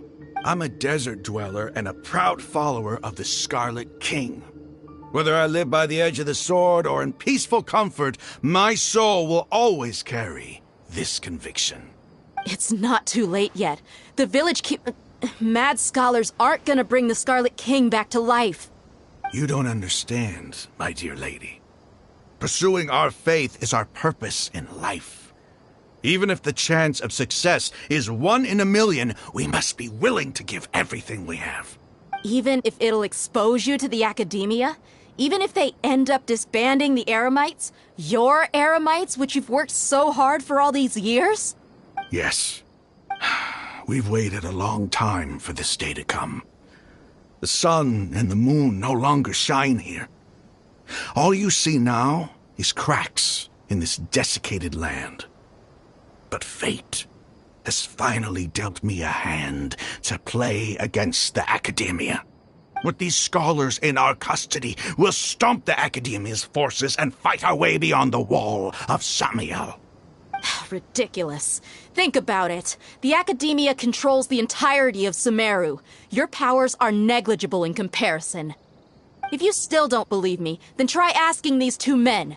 They're also against the Academia, but neither of them are as arrogant as you are. They look more like pawns of the Academia to me. Why would I listen to anything the people of Greater Lord Rukkhadevada have to say? Filthy traitors.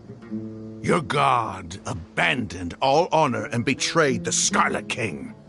We desert dwellers will never trust the likes of you. It's impossible to communicate with someone so hostile. Perhaps we should. Do you really believe that by kidnapping the scholars, you'll be able to negotiate with the Academia? These people have no value as bargaining chips, but I could be persuaded to take their place as your next hostage. These scholars were exiled from the Academia. I, on the other hand, am their current scribe, and will be a much greater asset to you. Wait, you can't be serious. So, you want to trade places with the hostages, do you? Precisely. Any wise person would gladly accept my offer. What are you thinking? What if they decide to kill you instead? Well, that would be bad luck for me. However, I'd get the chance to observe the scholars, perhaps even find out the truth. Think you can talk me over with that confident look of yours? I'm not trying to persuade you. I'm using this as a means of joining forces against the Academia. You are the scribe. What do you have against the Academia? Not all desert dwellers believe in the Scarlet King, and the same applies to the Academia. Why must all knowledge seekers approve of the Academia's way of doing things? You Academia scum. Every last one of you is nothing but a hypocrite, just like everyone else on the other side of that wall. I've made myself clear enough. I won't listen to another word from the Dendro Archon's people. Not so fast. I'll hate them. Do you stand by everything you just said? I never make empty promises. You know you're making a dangerous decision, right? I do. Good. Raman, hear me out. These people are my friends. Maybe you can't take the followers of the Dendro Archon at their word, but what about me? Do you trust me? We've known each other for years. Of course I do. In that case, I'm willing to vouch for their honesty with my right arm. Come on, Raman, don't be a coward. If you're serious about taking on the Academia, you need to steel yourself. You can't be afraid. An arm from the Flame Mane. You've piqued my interest. But what if you refuse to oblige? What should I do then? No one's a fool here, Dia. We're mercs. And mercs don't tend to live long unless they have their wits about them. You're not wrong, but this is different. I promised my friends that we'd bring back the village keepers together. Let's do it right here, then. Give me your right arm as proof of your resolve. Don't listen to him! He's not even trying to negotiate! He just wants to make things more difficult! That's fine. Are you crazy? We came here to save lives. One arm for that many people is still a pretty good deal, if you ask me. Raman, I'm holding up my end of the deal here. You'd better not let me down. Sure. Go ahead and cut off her right arm. No! Dia! What are you gonna do? Think of something! You don't have to go this far. That's not for you to decide. Do it! Dia! Run!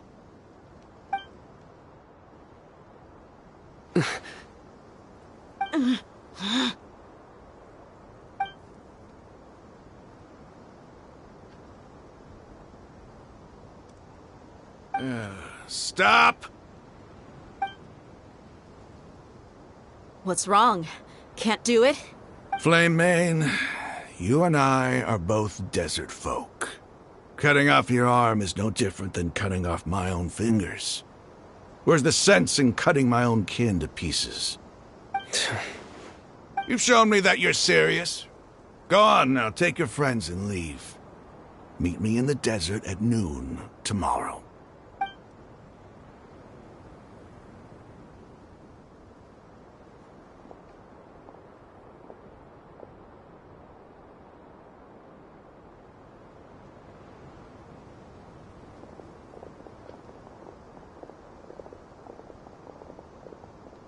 Phew. I was really counting on him not going through with it. Dia! That was crazy! Have you all lost your minds? What if he'd actually cut your arm off? Then I just have to hold my claymore with my left arm. Okay, I'm sorry. But sometimes when you're out on a limb, you gotta double down to seal the deal, you know? Don't ever make a promise like that again. I can deal with the likes of them. If it came down to it, you would not lose to them either. I don't doubt it, Sino. But this is about more than me and them. There's a lot more where they came from. Even if we got rid of one bunch of radicals, there are others out there. Wiping them out would do more harm than good. As you wish. I'm sorry, Dia. I should have stayed put and listened. It's okay. I promised you I'd help find your grandpa, so I'll do whatever it takes. Whatever it takes? You just might be scholar material. Huh? Are you serious? The Eremites once said that I was a lunatic. Perhaps a little madness is essential to be successful in research. Why does it feel like he's using his praise for me as an excuse to brag about himself? Okay, let's get moving. We should head back to the village and rest up. Today was just a trial run. Noon tomorrow is gonna be the hard part.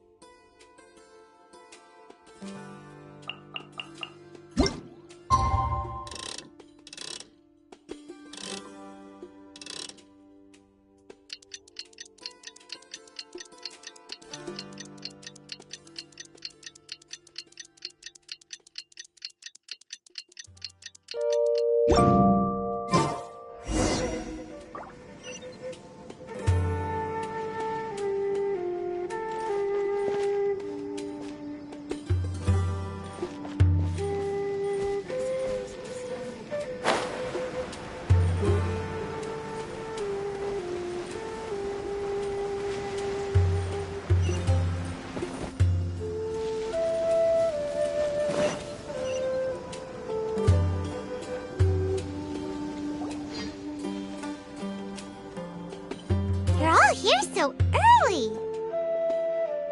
Looks like we have everyone here. Isak, are you sure you want to come with us? I'll watch from a safe distance. Dia, I want to be there to bring Grandpa home. Okay, let's go then. Dia, wait. What's the matter? I heard that you were quite reckless yesterday. No more of that today, understood? Or I'll be very upset with you. Fine.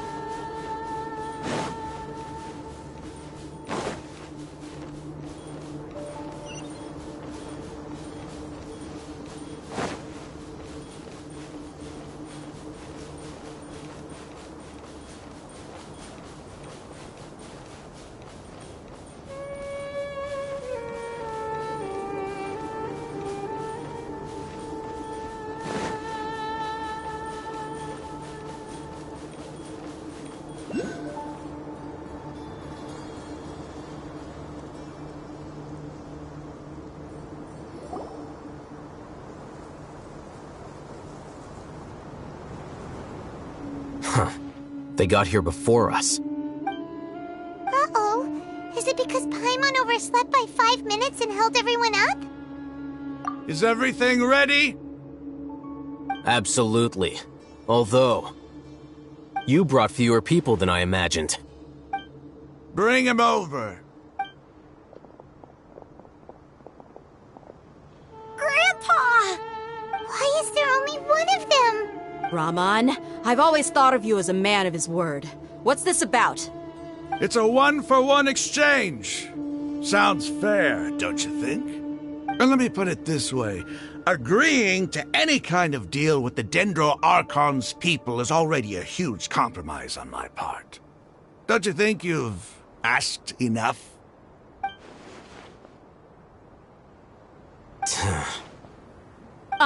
You stay right there!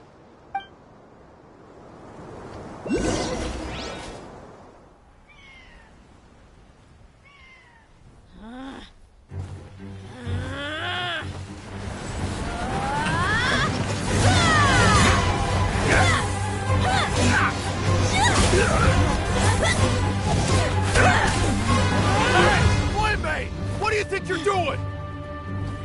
Grandpa! Don't you see this blade here? You coward! Why are your hands shaking? Wait a second! It's a earthquake! Grandpa!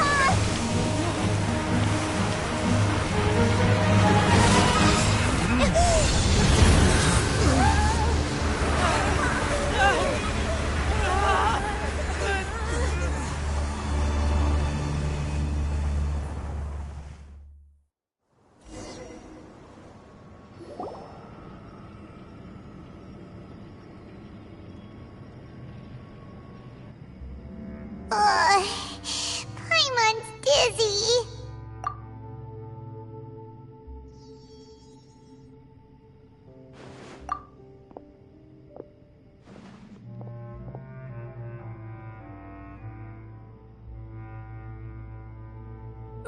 This day's going just great. What a nuisance. The sand dune collapsed. I saw an energy field. The village keeper protected us. It glowed green with dendro.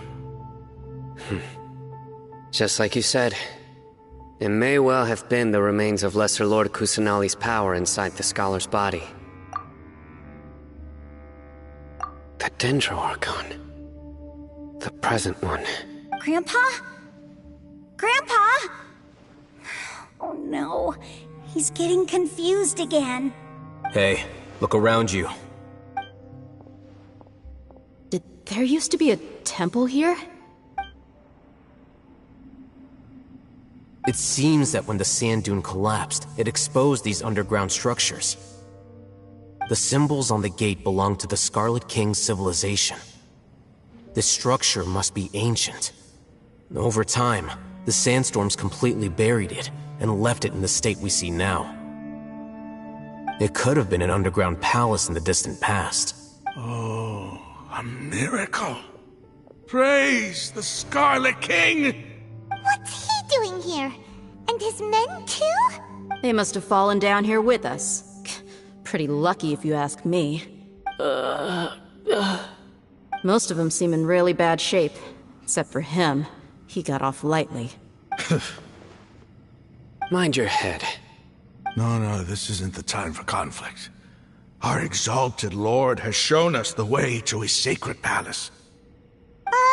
He's not actually gonna go in there, is he? As it happens, I want to take a look inside too. What are you doing? Don't you think it's curious? 1 minute, Lesser Lord Kusanali's power protects us from harm, and the next, remnants of the Scarlet King's civilization appear. Two major deities are vying to showcase their power to us. It would be a shame not to witness them both. Paimon thought you weren't interested in gods. Indeed. In my view, gods are just a higher form of living being. Or creature, you could say. New discoveries are always worth investigating. Whether they have anything to do with gods is neither here nor there. Raman, what are you gonna do about your men? I'll just let them lay here. The Scarlet King will take care of his people. Right now, I'm going inside.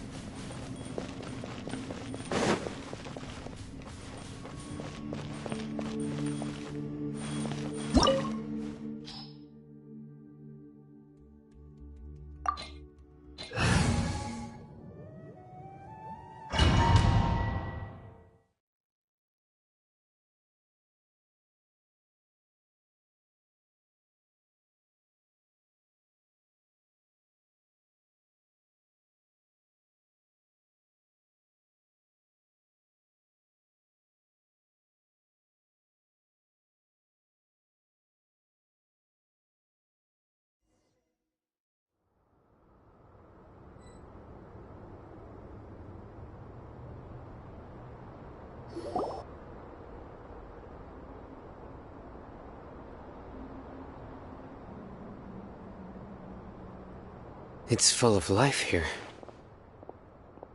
This defies comprehension.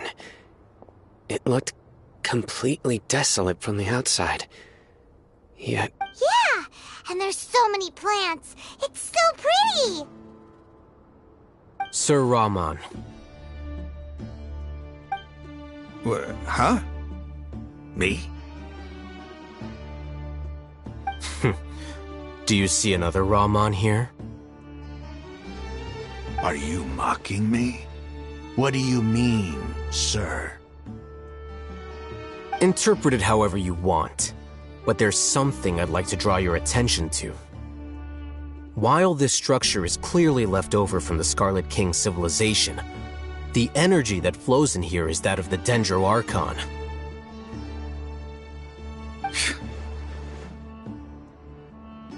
Whatever you say. It's not like I have a vision. There's nothing to be angry about. Think of this as an academic journey.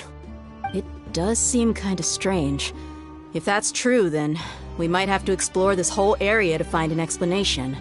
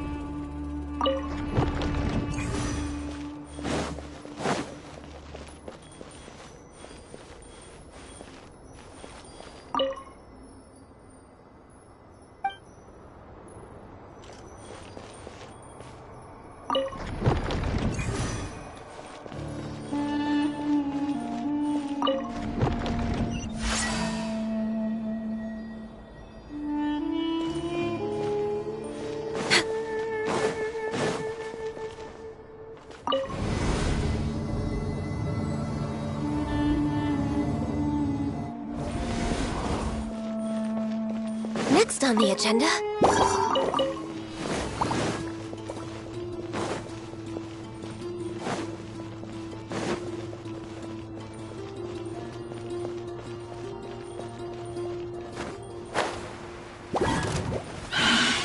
Allow me! Access denied.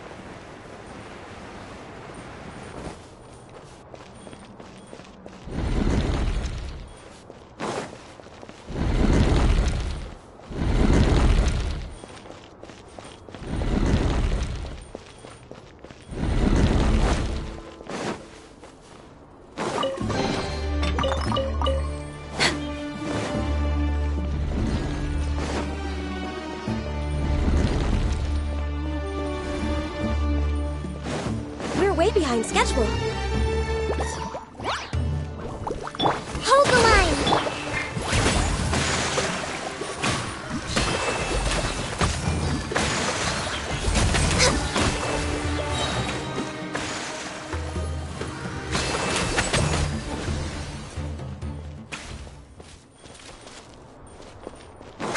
Next on the agenda...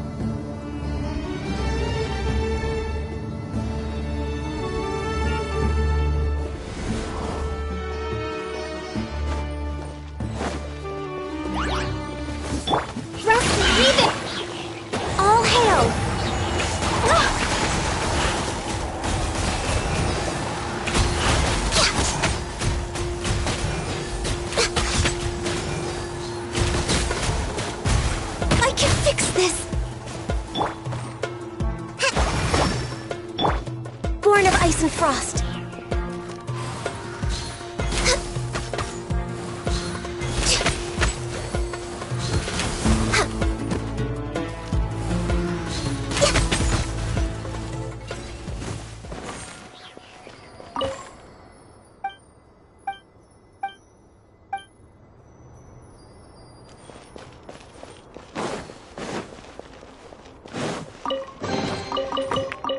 Next on the agenda...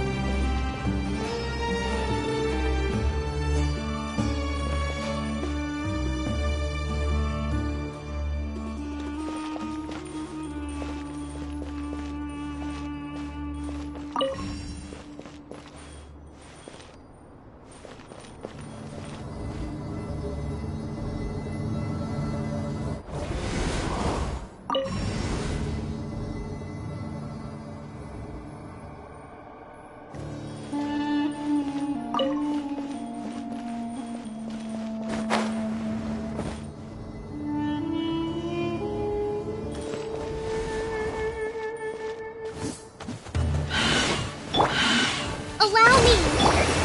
Coming to art! Sumetsu! No touching!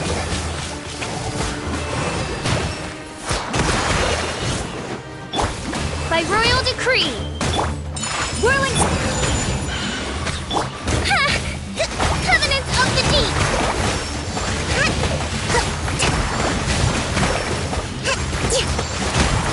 A brash maneuver! Hold the line! Born of ice and frost!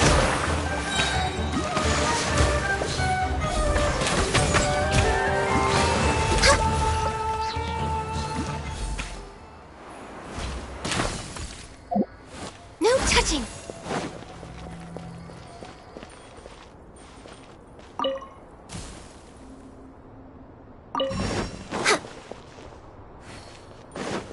We're way behind schedule.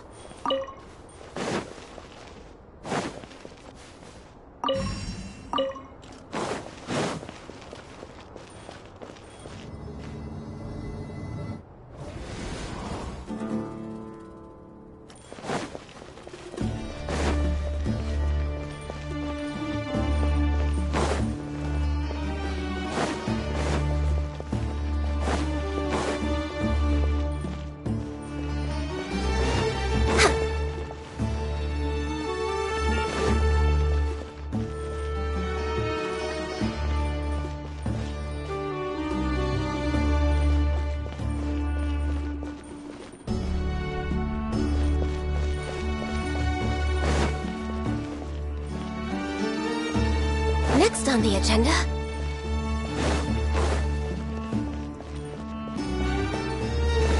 We're way behind schedule.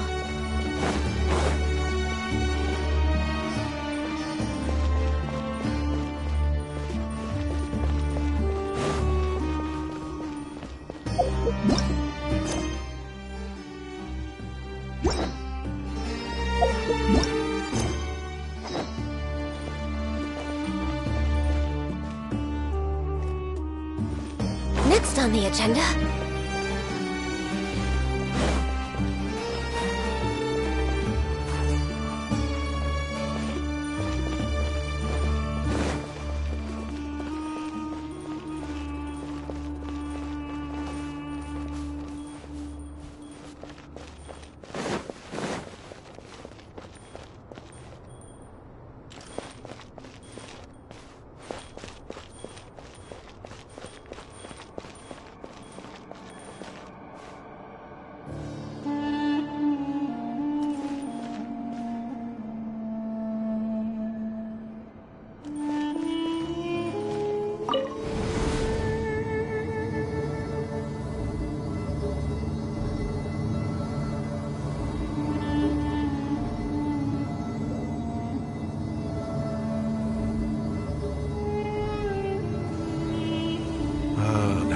It's a sight to see. The Scarlet King's splendor surrounds us. There's so much vegetation here. It's different than what I expected. Sure are a lot of plants for a desert. That's what I call divine providence of the Scarlet King.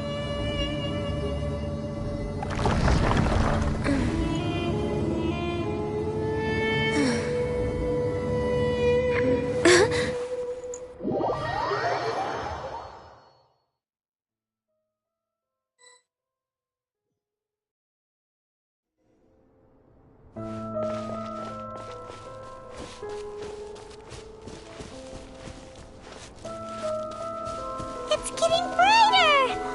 Oh, it looks so beautiful!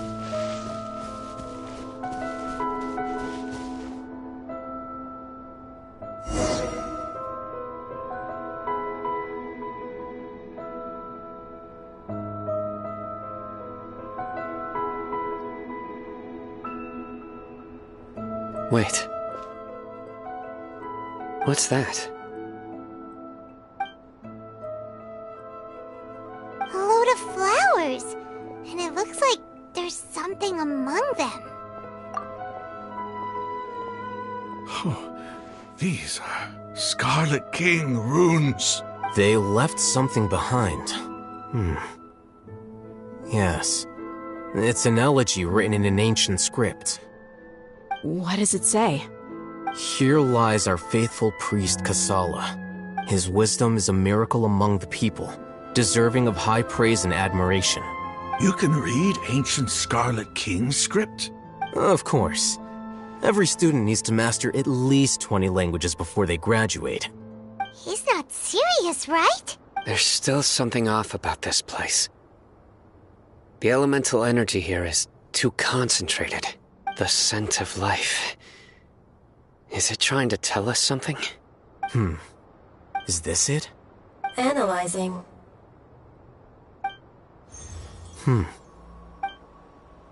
There seems to be a hidden message among these skeletal remains. Excellent. There's a device from the Scarlet King's civilization in this gravesite. I'll transmit the information over and project it for everyone to see. Isn't sharing knowledge against the Academia's rules? Yes. However, under the circumstances, I'd prefer you to see this for yourself. You'll understand after watching it.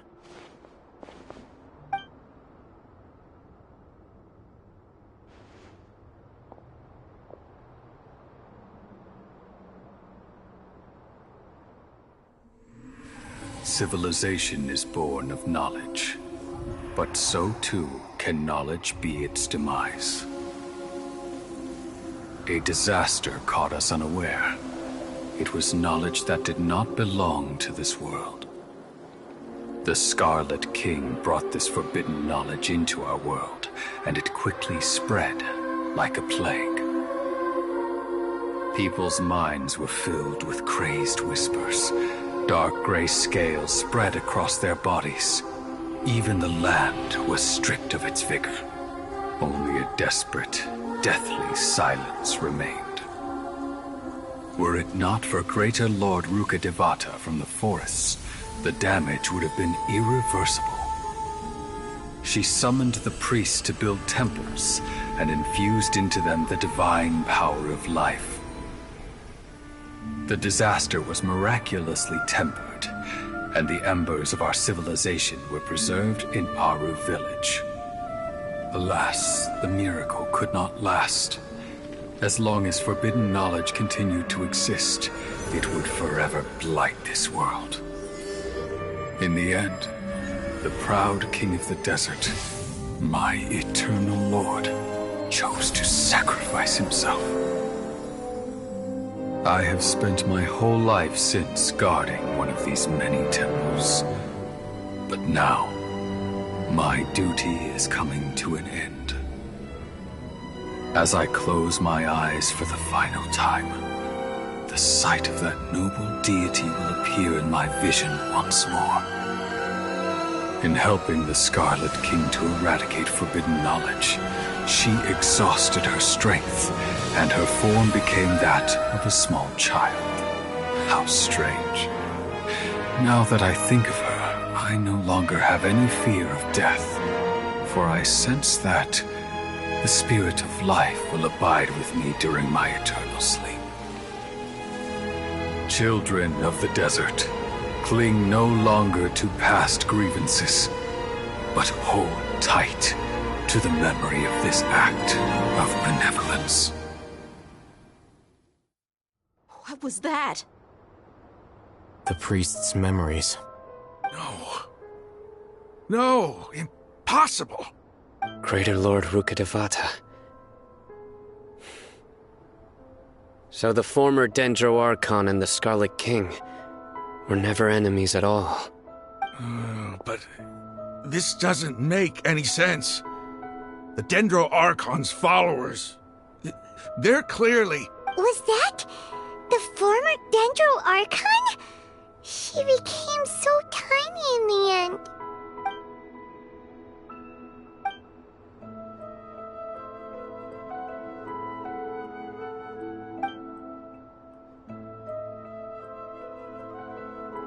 You might be distrustful of the Akasha, but there's no reason for you to doubt the Scarlet King's technology. You've just witnessed his priest's last words. I've never heard about any of this before. The surviving followers of the Scarlet King all gathered in Aru village. Our god did not make mistakes. We refused to believe any of the rumors.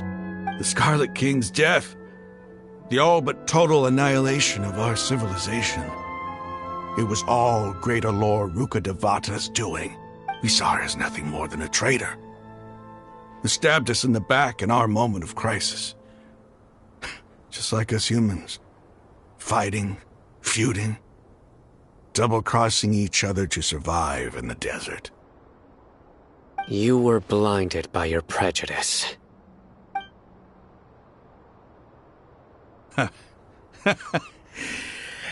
If I hadn't seen this for myself, if I hadn't witnessed his last words with my own eyes, ears, and heart, how could I ever begin to accept this? The truth is so far from what I've always known.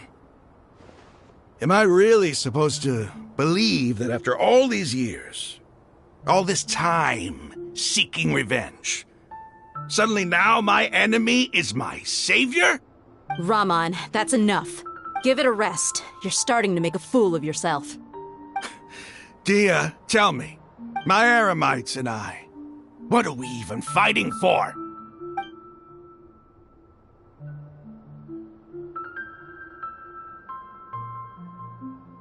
Hey, how you doing? I'll live. Thanks. I should probably go. Can't just stay here forever. What's your next move gonna be? Oh, I know what you're going to ask. I feel deeply ashamed of everything I've done. You'll get everything you're asking for. But please, give me some time. After everything that's happened here today, somehow I need to explain it to the others. It's not gonna be easy.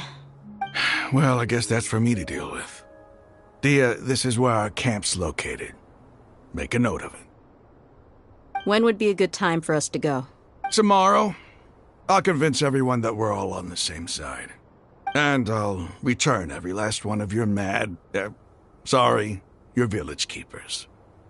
We'll share our other resources with you, too. You seem to finally understand that our true enemy is the sages. Yes. The gods never gave up on anyone. It's the people responsible for all this that need to face the consequences of their actions. That must have been rough, but he seems to have figured things out now. Ramon's no fool. Being the leader of your own faction in the desert is no easy feat. It's too bad he was held back by his belief in the Scarlet King. But now that that's changed, I guess we have a few more people on our side. The outcome, at least, is favorable. We should get going too. Let's head back, have a proper meal, and a nice, long sleep. We'll need all our energy tomorrow.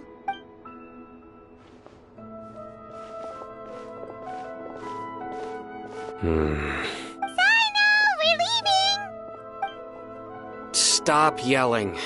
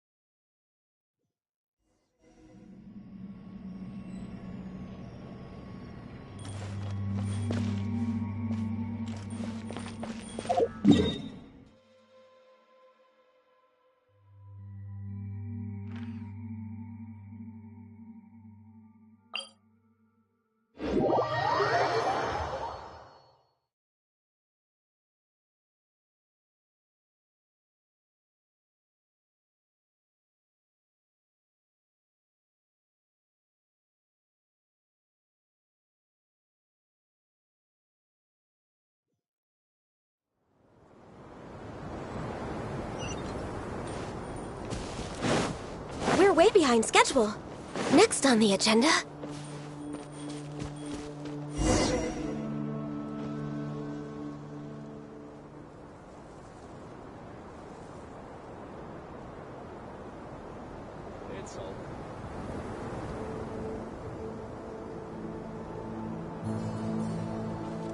Ramon, we're here. Everything's been arranged. Someone will bring the village keepers back to Aru village shortly. I guess all I can say now is, thanks for agreeing to help. Don't mention it. I think we can both agree you went to hell and back for it. But we share a common cause now. From here on out, we're allies. Where are the perpetrators? I'll bring you to them. Follow me.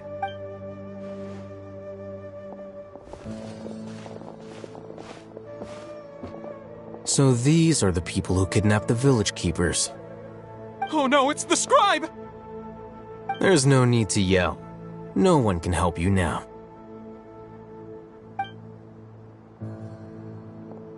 We've been all over the desert trying to find you! That's right.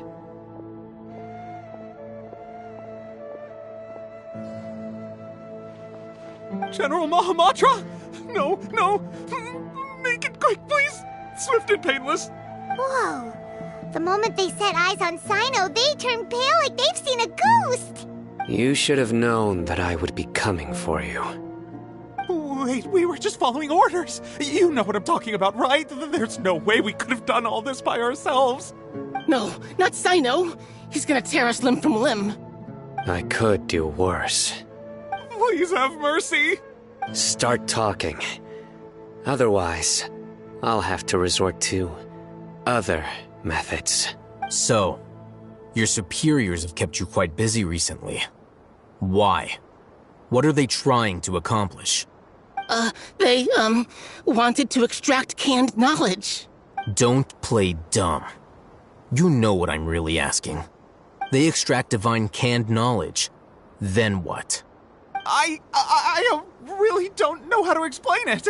Well, you better start talking or you'll be sorry! You don't want to make things any more difficult for yourself, do ya? Be my guest.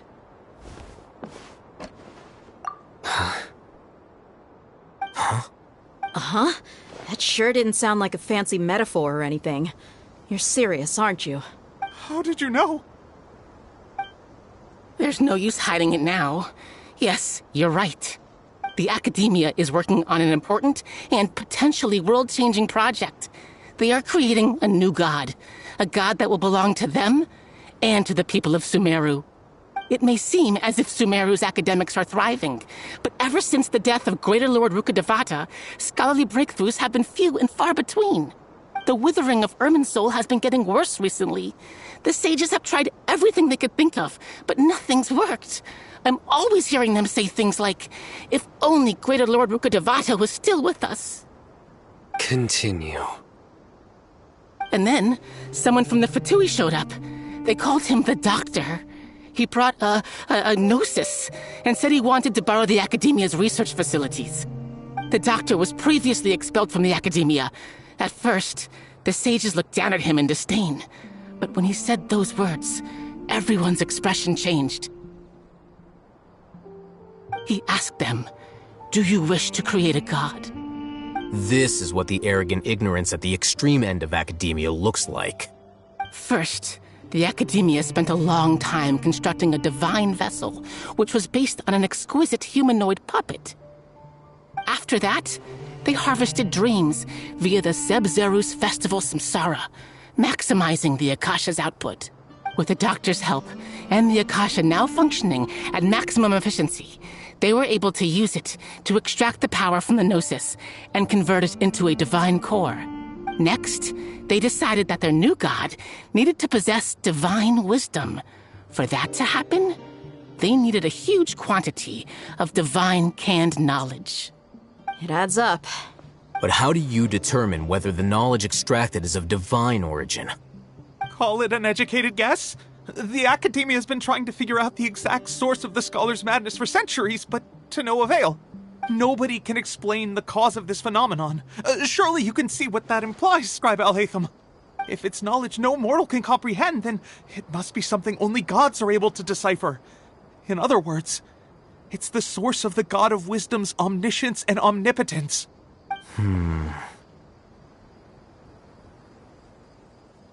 You must have noticed by now. The Academia doesn't care about who their god is.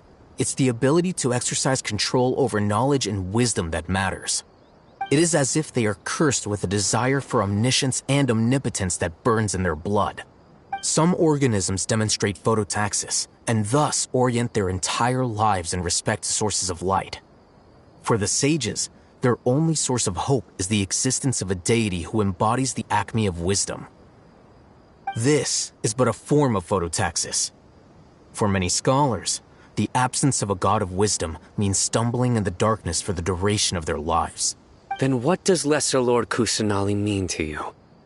Is she not a true god present in this world? If you already have a new god, why try to create another one? From the beginning, the Academia has never treated her as a god. When the Academia first discovered Lesser Lord Kusanali, the newborn god of wisdom, the sages hoped that she would be as wise as Greater Lord Rukkhadevata. But upon evaluation, they found that at the time she possessed no more intelligence than any ordinary human child. The sages never had a ruder awakening. This forced them to accept that Greater Lord Rukkhadevata had indeed passed away. Not to mention that Lesser Lord Kusanali's gnosis had been used to power the Akasha this entire time. By herself, she has neither an Archon's raw power, nor the spectacular insight expected of a god of wisdom. Slowly but surely, people began to forget about her existence. So, this is the path the sages have chosen. All right, let's try to keep our cool. If everyone's in a bad mood, then let's change up our scenery. Raman, give me a few men to help us escort the village keepers back to the village. And these 2 scholars, they're coming too. Sure, as you wish.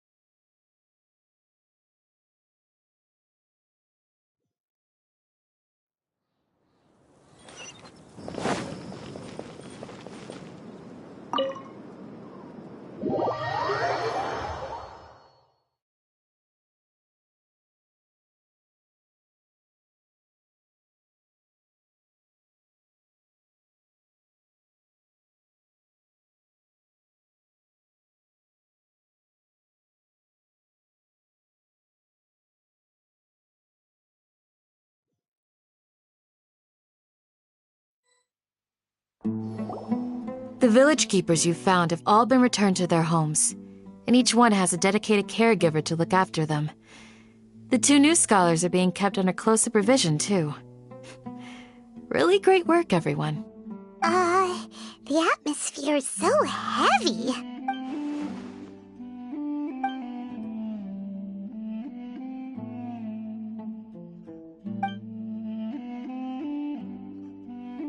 Hey! Say something! Stop spacing out! Come on, is there nothing left to talk about? In that case, let's all get some water and try to think about something else.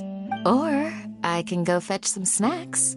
Oh! Paimon's so coming with you! Do you have any plans, traveler? Gods above, you're not talking about work, are you? So you were still withholding some information?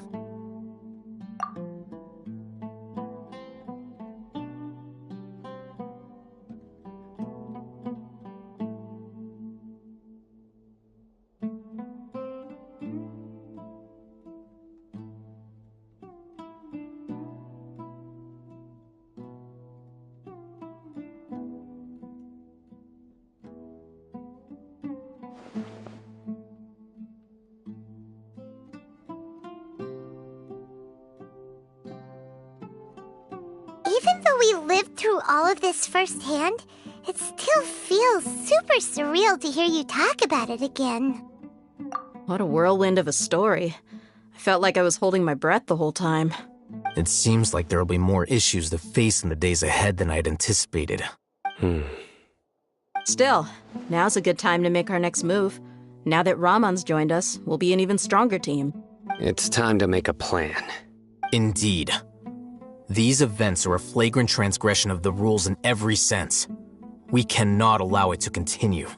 So, everyone, are we on the same page? Crush the sages and rescue our god. That is our ultimate goal. Well, let's brainstorm a little more about what other resources we can draw on. The next time we gather here, we must have a solid plan. Yep, it'll work out for sure.